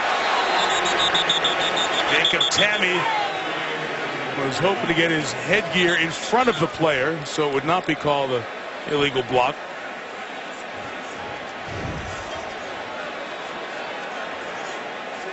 But he didn't, and most times that's an easy call for the officials, and multiple flags came down. The young man is exciting, though. 5'5". You watch his highlight reel, Mike. It'll take you a while. Lengthy conversation here from the officials. Let's see if it will be a flag and enforce in that spot. If there's another foul somewhere else. It's legit. Holiday's 5'5". Actually went down to the field to talk to him. I want to talk to somebody smaller than me for once. Illegal block in the back. Number 84 on the return team. 10-yard penalty. First down. Denver. Timeout. Something special. 6.5 to go here in the third. Great work in this area this week. National Guard certainly helping the victims of the flood. Local community partnering to support shelters, evacuation centers. Red Cross volunteers are staffing shelters or evacuation centers at many locations throughout the state. Those National Guard members honored at halftime. You can help redcross.org/NFL. Those Red Cross volunteers helping provide a safe place as people evacuated, blankets, cots, food, and comfort. And we certainly add our voice in the thoughts for so many people in this area who've been affected by the just terrible flash flooding that hit over the last week and a half. So after the penalty, the ball's marked at the 13-yard line. And Manning and the Broncos back to work with Ronnie Hillman. We'll take it out to the 18-yard line. The whole first half, Denver was in their 11 personnel. One back, one tight end, 3 wide outs. They forced the Raiders to play nickel. Now these Broncos are using a 2 tight end set. They're forcing Oakland to play a base defense. Totally different way of attacking, and they stay on the gas pedal.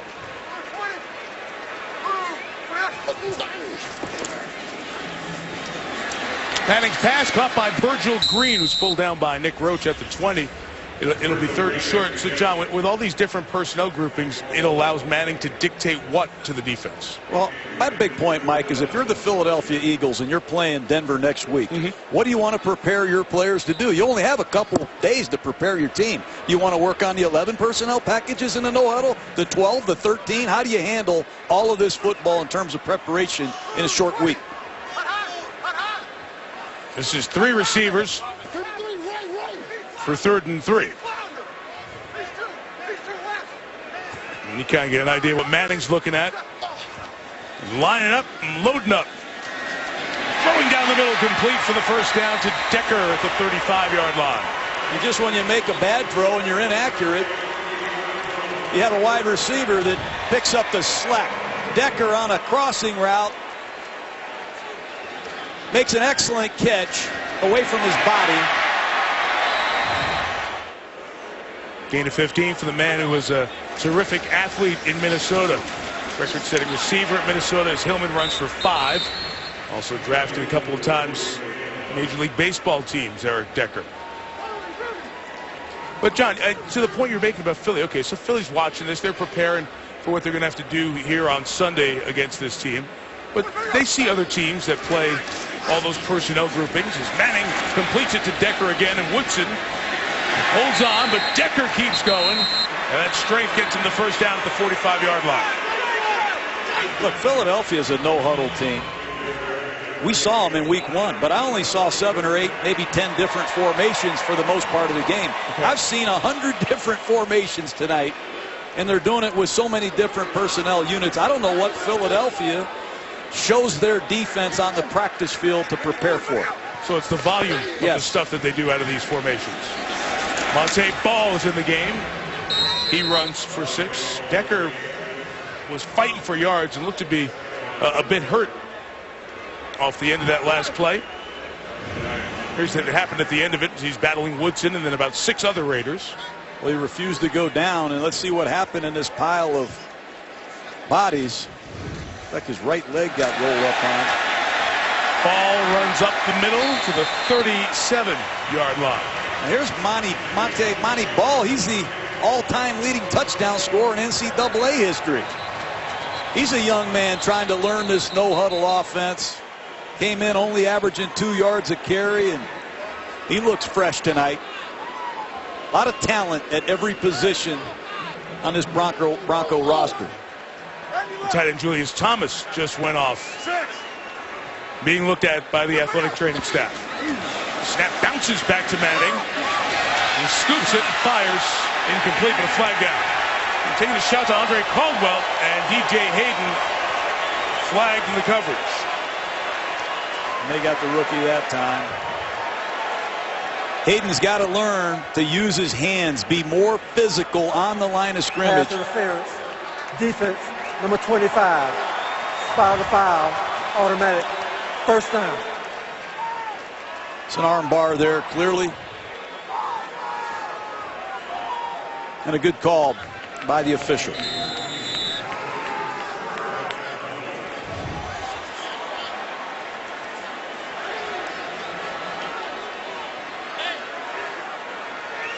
Back to the 13-yard line, or up to the 13, I should say, as we're inside of 3 minutes here in the third. Wire-to-wire lead for Denver. Scored the first 17. Manning hit from behind, and the ball comes out free, and it's picked up by Jason Hunter. Lamar Houston with the pressure, and Hunter is tackled at the 30-yard line. When you go in an empty backfield set this many times, you may have gone to the well one too many times. Top of the screen, Chris Clark gets beat by Lamar Houston. And man, did Oakland need that turnover. Rarely you see Manning get hit like that and lose the ball. First turnover of the game. Next Monday night, we have battle of undefeated teams as the Dolphins are heading down to New Orleans 3-0. Ryan Tannehill and company with the victory at home over Atlanta. And they'll see Drew Brees and the Saints. Monday night countdown starts at 6:30 Eastern, then 8:25 back in the Superdome to see the Saints and the Dolphins. Good matchup of undefeated teams. New Orleans perhaps not a surprise to some. Miami to many a surprise. Rare fumble for Peyton Manning, just the 60th in his career. He had averaged 1 every 3.8 starts. The best rate among NFL quarterbacks. It has been lonely lately, but they remain loyal. These Raider fans have seen his team. They'll tie Detroit for the worst record in the last decade in the NFL, barring a miraculous comeback here with an offense that is just having trouble getting plays run in the second half.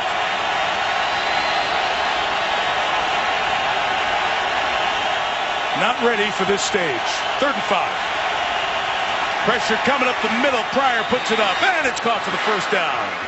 That's Michael Rivera, the tight end, taking it into Bronco territory at the 45. That's an NFL quarterback play by Terrell Pryor. The blitz is on. It's coming from the field, and you're going to see Pryor throw this ball with nice touch and anticipation to Rivera, the rookie from Tennessee. But I like the young tight end. I like what Terrell Pryor has done from the pocket. They just need more consistency in terms of their pass protection. Rivera will get a lot of run. David Osborne, the starting tight end, put on injured reserve today. He's done for the year. Run up the middle for McFadden. No gain. Darren McFadden has not had any looks running the football tonight. 10 carries for 8 yards. Contract year. Only has 700 yards last year, just 3.3 yards per carry. And McFadden has played his best football in his career against Denver, but that has not been the case tonight. He, Marcel Reese, and Tyvon Branch, they are the longest tenured active Raiders. 2nd and 10, and Pryor throwing wide open for the first down and more is Bryce Butler. 4th career catch for this 7th-round pick out of San Diego State, late of USC. When you get speed, use it. And this time, watch Jacoby Ford clear out this deep zone for his teammate Bryce Butler on a deep cross. I remember Al Davis brought me a young man, James Jett, out of West Virginia. He said, here's some speed, use it. And we used to send him down the field just like that. And Tim Brown sure appreciated it. Nice work by the Raider receiving corps. Pryor's looked decent throwing from the pocket tonight, John. You know, better than we'd seen in some of the earlier games. McFadden might throw. Did it a bunch at Arkansas. Will throw. And it's a touchdown to Marcel Reese. So Darren McFadden, who threw 7 touchdowns in his days as a Hog at Arkansas, throws one there to Reese to put the Raiders in the end zone. Bunch crunch. They run the bunch crunch. Now they throw the halfback pass off it. And watch Reese act like a blocker. He bluffs the block and he slips right into the seam area. And McFadden, who had a completion last week, just threw another touchdown pass. But Marcel Reese, a jack of all trades, finishes the drive. And I like the way the Raiders keep fighting on offense with Terrell Pryor at quarterback. You mentioned that he threw a pass last week. It was incomplete. That his first completion in the National Football League. And I mentioned when McFadden was down there with Felix Jones and company running the Wildcat at Arkansas, Wild Hog is what they called it. He had those 7 touchdown passes on the 14 completions and gets his first one in the NFL there for a touchdown. I think it goes back to Greg Olsen. Find a way to move the football. We might not have all the talent, all the skill that Denver has. That doesn't mean Greg Olsen is going to put his hands on his head and sulk. He's going to find ways to move the football. And if he has to run a halfback pass from a running formation, so be it. But I like the competitive spirit of this Raider offense, down 30-7 and march the ball right down the field. Good work by them. Now, John, this is a very interesting time. If we go back to what the Raiders were going to be, you know, even in March when Olsen gets this job and he's making his planning is that Carson Palmer is going to be his quarterback. But they want Palmer to take a salary cut. They decide to trade him once they get Matt Flynn, and you talked about that earlier. Flynn, who was beaten out by Russell Wilson in Seattle, gets this starting job, but he loses it in preseason to Pryor. So now you're planning a Carson Palmer offense. Wait, no, it's not going to be that. It's going to be a Matt Flynn offense. Nope. Now it's a Pryor offense, and replan that with a week or two before the season starts. And I'm sure Greg Olsen would rather run the Peyton Manning offense. You know, there's a lot of coaches out there that are envious of what Peyton Manning has. Right. But there's a lot of coaches like Greg Olsen that are scratching and fighting and clawing to make first downs. I used to call plays. Sometimes I knew we were going to score.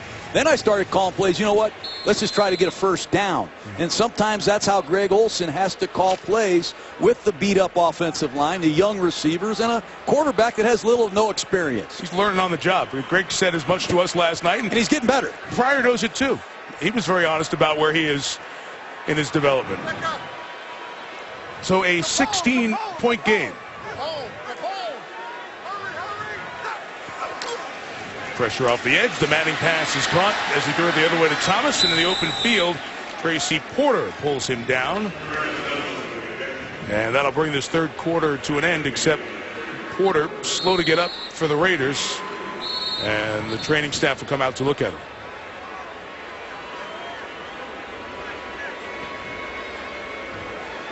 So Porter, who was here with the Broncos last year, and one of those many additions to this Raider defense. He played for Dennis Allen when Allen was the secondary coach of that Saints team that went to the Super Bowl. And they look at Porter, and we'll step out for a moment. Good to see Tracy Porter on the Raiders bench. He was helped off. You'll see as he's fighting to take down the big receiver. The 6'3" Demaryius Thomas gets a knee there in the helmet from his teammate Lamar Houston, trying to clean up the play. So Porter helped off, and because it happened while the clock was running, they restart the clock as they whistle it into play, and that brings the third quarter to an end. So now it's the end of the third quarter, and the Broncos lead by 16. Work of art as usual from Peyton. Peyton Manning's played a season's worth of games on Monday Night Football. His record's 12-4. Perhaps on the way to win 13. His team leads by 16 as the fourth quarter begins in Denver. Starts with a 2nd and 6, and it's a run with Monte Ball. Try to turn the corner, but Kevin Burnett brings him down shy of the first down. So Peyton Manning continues to extend his record, 75 career games with 300 or more passing yards. 70 is next on the list. That's Drew Brees, so we'll see a week from tonight against the Dolphins. Super. 20. On 3rd and 1, Ball trying to jump back in the hole. That's a good hard run to pick up the first down away from Kevin Burnett and keep the drive going. That's what a running back has to do in this league. If you want to be a professional back, convert 3rd and 1s and be your own blocker. Excellent work by Ball. And this is the time Charles Woodson, this Raiders secondary, somebody needs to create another turnover. Shovels the ball, does a good job fighting back. Now Ball gets out the 35-yard line. He had a fumble last week, and you're always watching the rookie players and how they come back, especially in an offense where you throw it more than you run it, and there are 3 good options to run it, so any mistake gets magnified. He never knows the play until 5 seconds before the ball snap.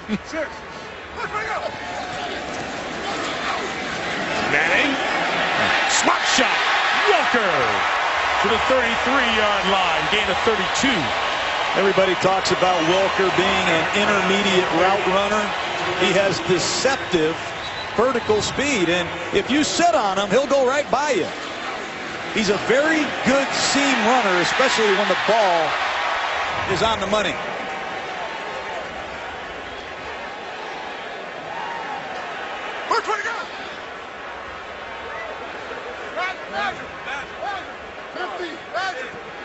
Welker closing in on 100 yards. He has 84 now. Back to the ground, and Ronnie Hillman gets a chance. Fresh legs, Hillman to the 21. The safeties, Woodson and Ross on the tackle. Well, the Raiders aren't disguising anymore. They're just standing back there static. 2 deep safeties. It's a soft box. Manning says, I'm going to run the ball. I don't see Oakland disguising their looks like they talked about coming into this football game. Nice job by Woodson in the open field, but if you're going to play that loose, he'll run the ball right at you.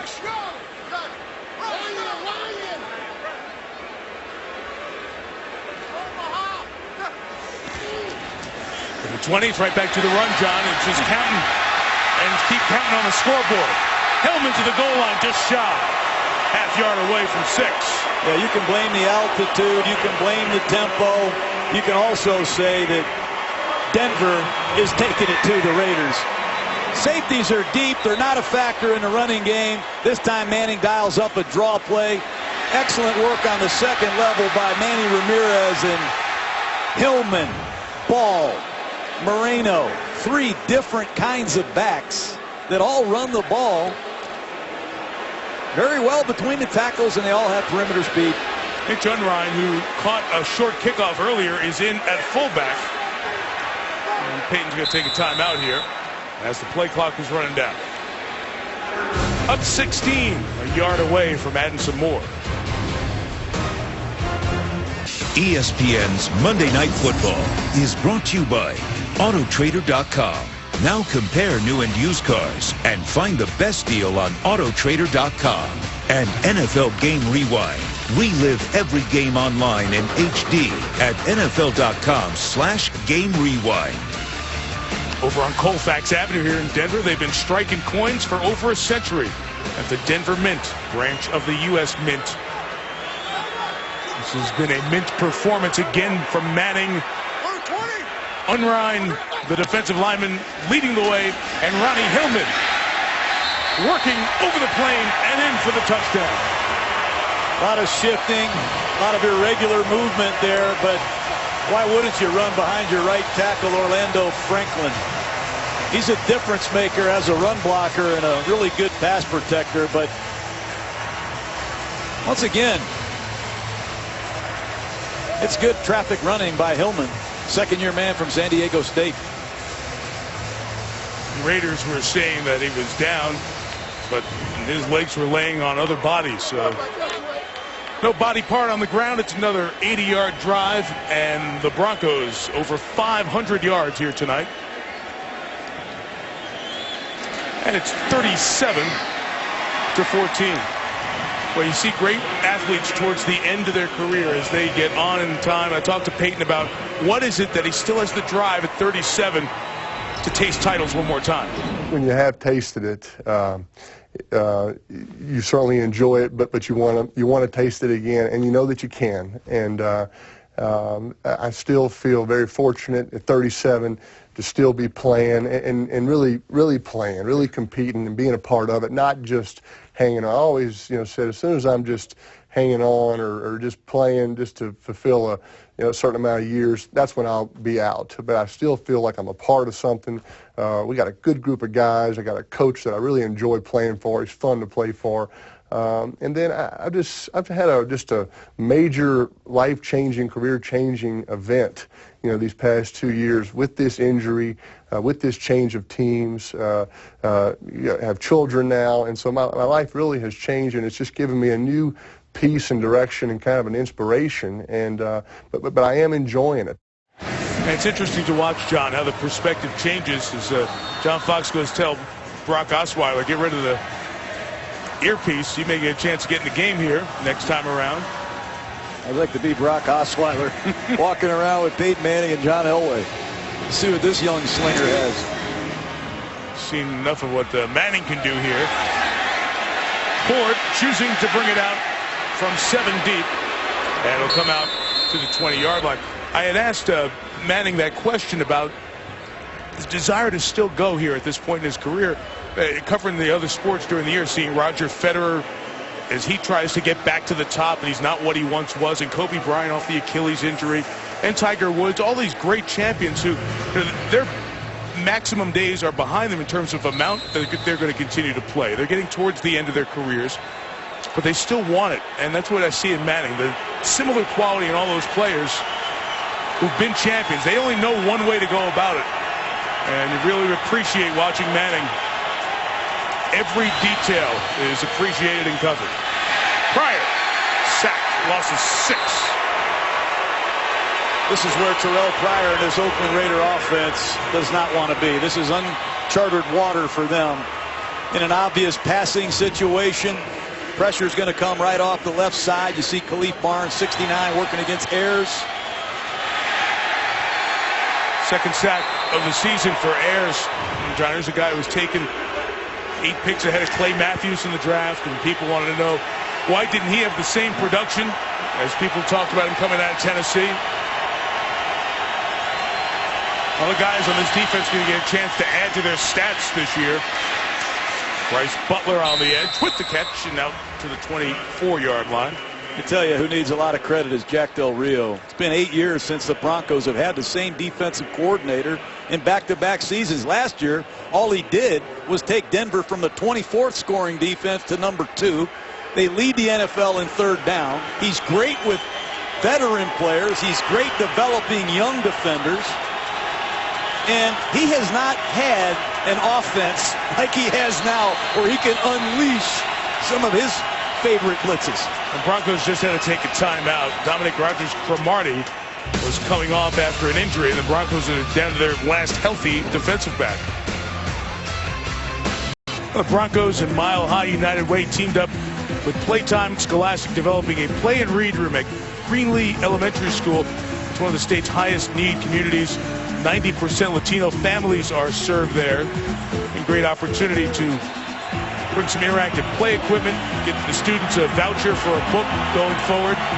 Some of the great outreach that has happened in this community and other communities around the league as the NFL, the Broncos, all pitch in to honor Hispanic Heritage Month.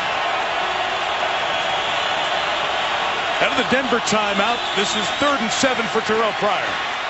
And Pryor's pass completed to Denarius Moore, who's down at the 40 for a first down. Rodgers-Cromartie coming back in now, John. When you're playing with your 4th right corner, let's go right over there, and that's what Pryor did. Omar Bolden looked lost, and Moore was wide open in the middle of the field. Here's Cromartie back in the game. That's a good sign.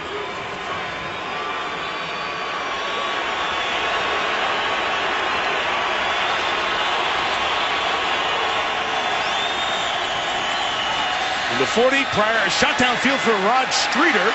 And the pass is incomplete and contested by Kayvon Webster, who came into a corner role when Tony Carter was hurt earlier in the game. Boy, Oakland's doing a great job in pass protection, chipping these defensive ends. Take a look at the chip block on Sean Phillips, this pass rusher. It's no fun rushing the quarterback as a wide pass rusher against these Raiders. They're going to extreme measures to help their tackles. Pashos out of football last year. Khalif Barnes, normally a right tackle. They've gotten some nice help from tight ends and backs tonight. Pashos and Barnes were a starting tackle tandem in Jacksonville 5 years ago. Nice job by Reese to avoid the initial hit by Kayvon Webster and advance it to the 47, where it will be 3rd and 3. This is where I don't know what to tell Kayvon Webster. You know, we're all talking about player safety, and I'm at the forefront of it, but Pryor throws this right into coverage, and it looked to me like Webster didn't know what to do. That's how people get hurt and these big collisions occur. A lot of the time it's because the quarterback throws the ball into coverage, and the contact is inevitable.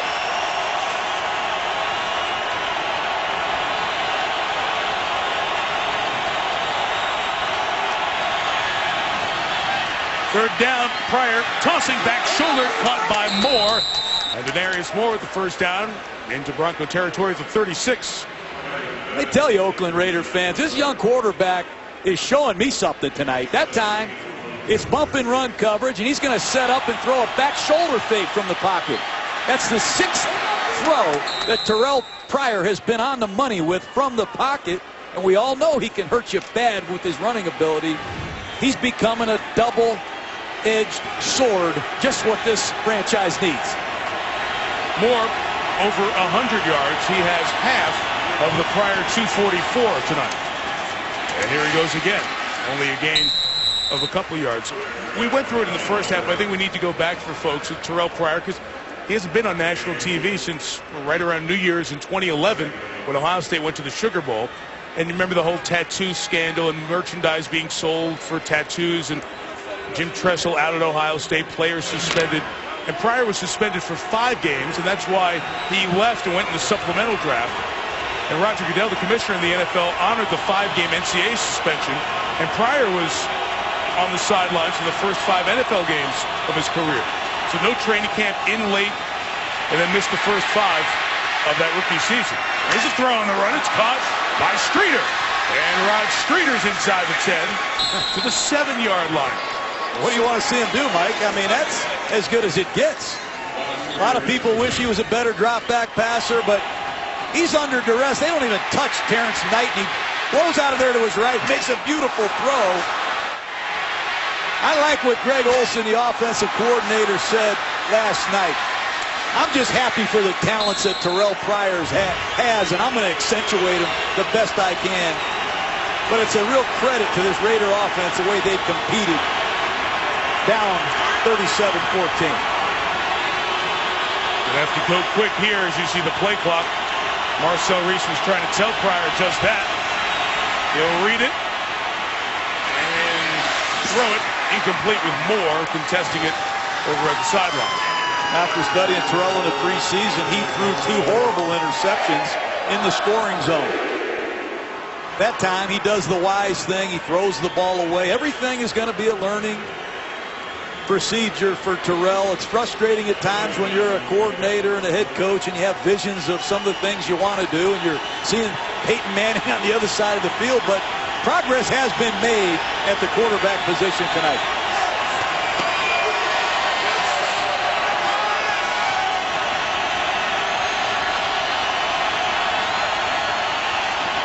Pryor designed to run. That is that spy look by Woodyard. Pryor took a hard shot and down on the field as he bounces back up after that big hit.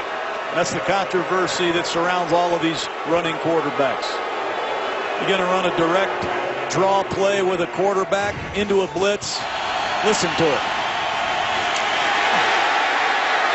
They're taking hits on their throwing shoulder, and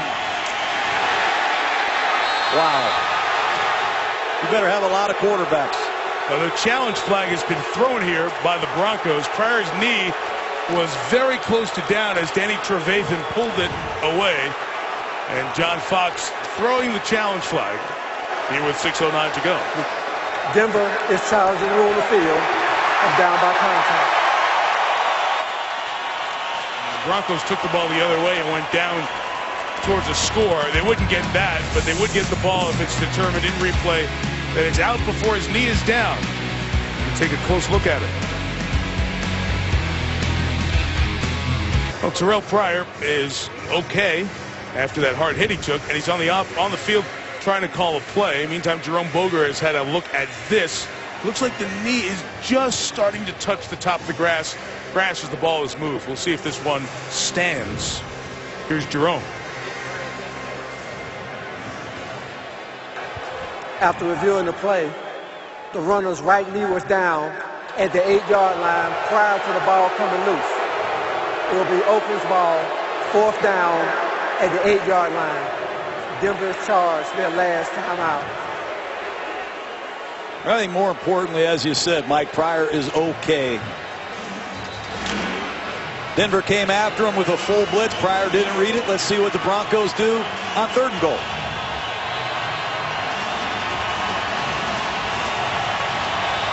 And likely insignificant, but Denver, no timeout, so they can't challenge here in the last 4:09 up until the 2-minute warning when all the reviews happen upstairs. And about Dennis Allen, Greg Olson, I want to make sure I get out of here with a healthy Terrell Pryor on a short week with the Redskins coming to town next week. This is where it's hard for any young quarterback, Mike. Obvious passing situations in the red zone in the National Football League. Strange coverages, tight windows, and the playbook from an offensive standpoint changes because of the short field. You heard Boger say 4th down. It was corrected as 3rd and goal. Empty backfield with a 4-man rush. Pryor throws it quick underneath. Rod Streeter is stopped a yard and a half shy of the goal line, and under 6, the Raiders are going to go for it. Right at the 1. It's a common pattern in this Raider offense. They clear out with the tight end. They bring Streeter underneath, and he does a nice job getting north and south after the catch. Here comes some big bodies for the Oakland Raiders, and John Fox and Jack Del Rio loaded up.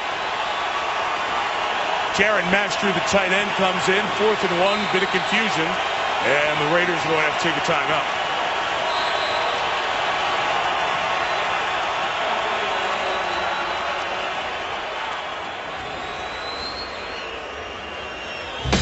So a 4th and goal coming up with the margin in the game right now, 23.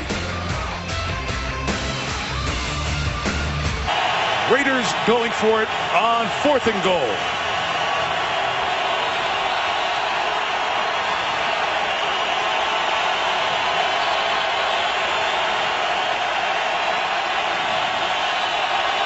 Blitz comes, Pryor throws, it is incomplete. Denarius Moore couldn't hold it. The Broncos will take over with 5:29 to go. Dominic Rodgers-Cromartie in an all-out blitz has one-on-one coverage with no help, and he shuts Denarius Moore down.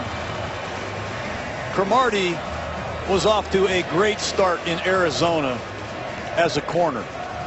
Disappeared the last couple years in Philadelphia, and if they get this young man playing to his potential with Champ Bailey returning, that'll be nice. 12 plays, 78 yards, nothing to show for it, and perhaps because they're backed up to the 1-yard line, Peyton Manning remains in the game as they talk to Pryor on the sideline.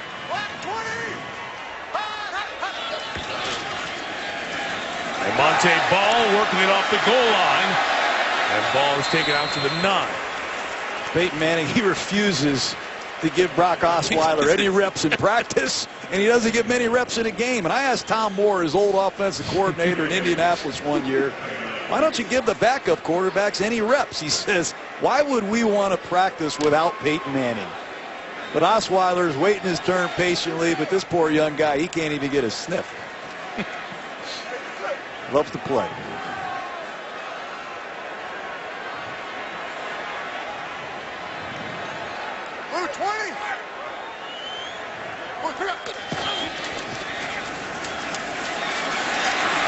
Ball first down.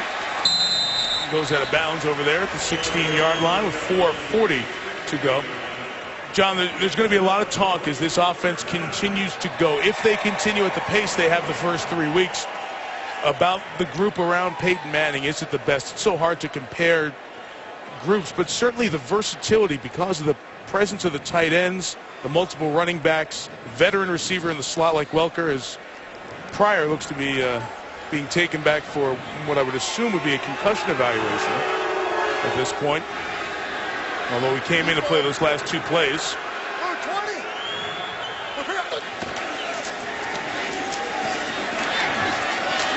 Ball gains a couple to the 19. And John, they've scored what, 127 points here in the first 3 games, and historically in the NFL that ties for second. 1966, 1968 Cowboys. You know the quarterback of those teams were? Who? Give you a hint. It has something to do with your job. Monday Night Football. Don Meredith. Dandy Don. Turn out the lights. I can't sing like him, but. In 1968 season, as you look at John Elway, it was Meredith's final season. And a couple years later in the Monday Night booth. Manning on the throw is caught. What a grab by Demaryius Thomas in a dangerous spot. It will move the chains with 3:49 to go. You know, last year the Broncos obviously eliminated by the Ravens on the misjudged play by Raheem Moore, their safety. And the young man took a lot of criticism, but when you spend time here, Peyton Manning and this offense took responsibility for the loss. They had a chance in this 4-minute offense to run out the clock and not give the ball back to the Ravens. And all this work you're seeing right now with these tight ends and this running game, they're working on closing the door in the playoffs with a strong running game.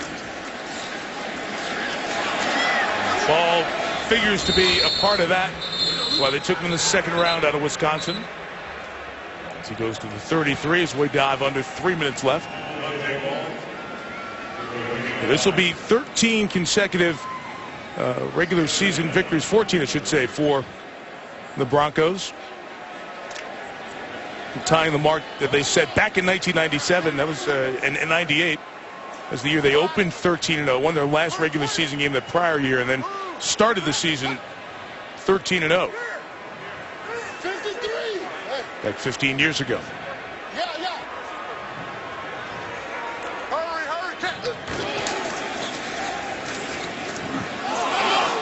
Ball is out on the fumble. It's picked up. Ball put it on the ground, and Mike Jenkins stopped, flipped it forward to Ross, and he stopped there at the 15-yard line. So the turnover by the Broncos. Back-to-back weeks, Ball has fumbled, and that. After the interception recovery, illegal forward pass, return team number 29, 5-yard penalty. Oakland keeps the ball. First down. Kevin Burnett forced it out.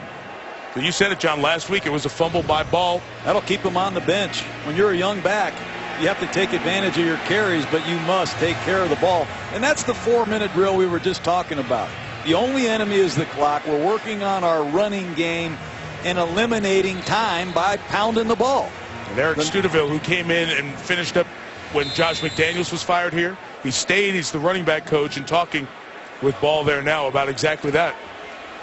So because of the prior injury, and we saw him go up the tunnel, it is Matt Flynn, who was signed to be the starter here, but beaten out by Pryor in the preseason. Former Seahawk and Packer checks in. And this is a very different offense with Flynn, whose pass is incomplete, to Denarius Moore. 2:13 to go. So Matt Flynn signed free agent contracts and was beaten out in back-to-back preseasons. Russell Wilson in Seattle last year. So then the Seahawks trade Flynn to the Raiders, and he's supposed to be the #1 guy. Elbow problems also have been talked about as to why he didn't throw it as well, but performed very poorly in the preseason, which opened the door for Pryor to win the job. And now Flynn is the #2, making $6.5 million this year. Here's his pass caught by Marcel Reese, who's down to the 1. I like Marcel Reese. Can play like a tight end, an H-back. That time he's a fullback coming out of the backfield, and let's hope Reese is okay. Looks like he hurt his shoulder there on contact. 2-minute warning here in Denver. Raiders are at the 1, down by 23. For the shot of the moon here over the Denver area. And so many folks have had such a difficult time because of the weather and the recent flooding here. redcross.org/NFL, your opportunity to help. And our salute to the people of Colorado who are banding together for many of their neighbors in the Boulder area who have been displaced. Still some folks unaccounted for. 7 fatalities. 6,000 people evacuated from their homes. So we applaud the Broncos, Pat Bowlen, the owner, and the NFL for their efforts to help. It's his first and goal for Matt Flynn, and he hands to McFadden, who is stuck at the line of scrimmage by Nate Irving. Darren McFadden has had no chance tonight. You're going to see Nate Irving and you're going to see Wesley Woodyard attack McFadden, and neither one of them are really accounted for. 4th time tonight McFadden has been stuffed behind a line of scrimmage.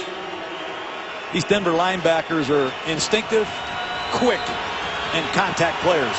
McFadden's had some good games here over the years, but not tonight. Halfback pass. Oh, McFadden thinking of throwing, going to try to keep it, put it out, and hit the pylon. Touchdown. That's a design halfback pass, and Rivera wasn't open. Imagine calling 2 halfback passes in the same game. See if he scored. Yep, all good. Get a piece of that pylon before going out of bounds. Great work by Darren McFadden, who's had very little chance to run tonight. Clearly a score and confirmed. And the Raiders will try to kick the extra point to make it 37-21.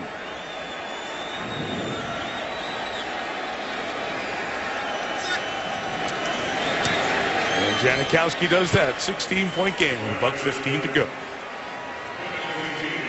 McFadden has thrown a touchdown and run one in on this night. Hey, tomorrow night on ESPN, SEC Storied, which is a series that chronicles some great stories over the SEC's days. There's a great one on the first family of football, the Book of Manning. It's a lot about the upbringing. There's some great never-before-seen footage from the beginnings in New Orleans, tracking Archie and Eli's of their days in Oxford, Mississippi, and Peyton in Knoxville. So the Book of Manning's tomorrow night on ESPN. I always loved doing the college football games, going down to Oxford, Mississippi, and the Ole Miss campus, and the speed limit's 18 because that was Archie's number. And Eli followed in his dad's footsteps, and Peyton's done a great job wearing Frank Tripucca's number, who was one of the original Bronco quarterbacks who recently passed away. That number was retired. Peyton spoke with Tripucca, the family, and honored him by wearing it, and had some great words to say about Tripucca when he passed away last week. Special quarterback, special family. I can't wait to see that Manning show. Yeah, it'll be pretty good. I'm probably on there getting shredded by all of them. You think? Not Archie. I don't think Archie got you. I don't think he did. He might have stepped on me, though, in a hotel. Those doggone Mannings. So Eli Manning finds his groove in a hurry. I'd like to have John Elway and Peyton Manning walking around your hallway. You'd do a lot worse than that, couldn't you? Absolutely.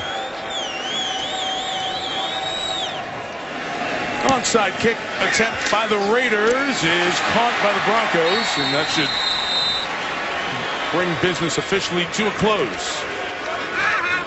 Demaryius Thomas on the go up and get it tonight.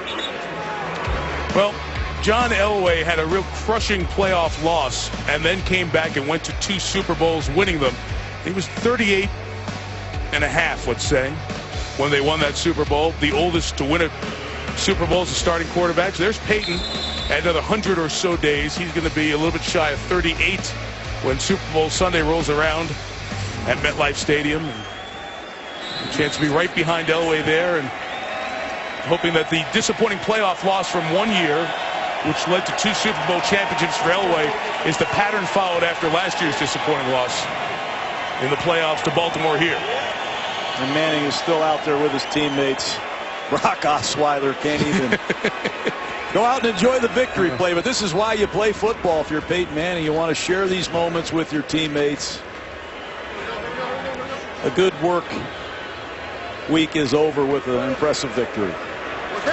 He'll move to 157 and 70 in his career. The Broncos will go to 3-0 to tie franchise record with 14 consecutive regular season wins. And Philadelphia comes out here Sunday, and there are 2 guys who were 1-2 for the Heisman Trophy back a decade and a half ago.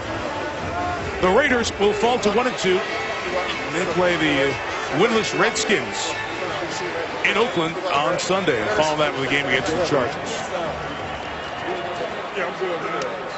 So the Raiders, good player, man. as we said, fall to 1-2. The 3-0 teams in the AFC are New England, Miami, Andy Reid's Kansas City crew here in the West, and Denver, and Chicago, Seattle in the NFC, along with New Orleans. And we'll see the undefeated Saints and the undefeated Dolphins next Monday night from New Orleans. With Lisa Salters, John Gruden, and all the great women and men on our Monday night team. From Denver, Mike Tirico, good night. Broncos 37, Raiders 21. Full recap coming up next on SportsCenter.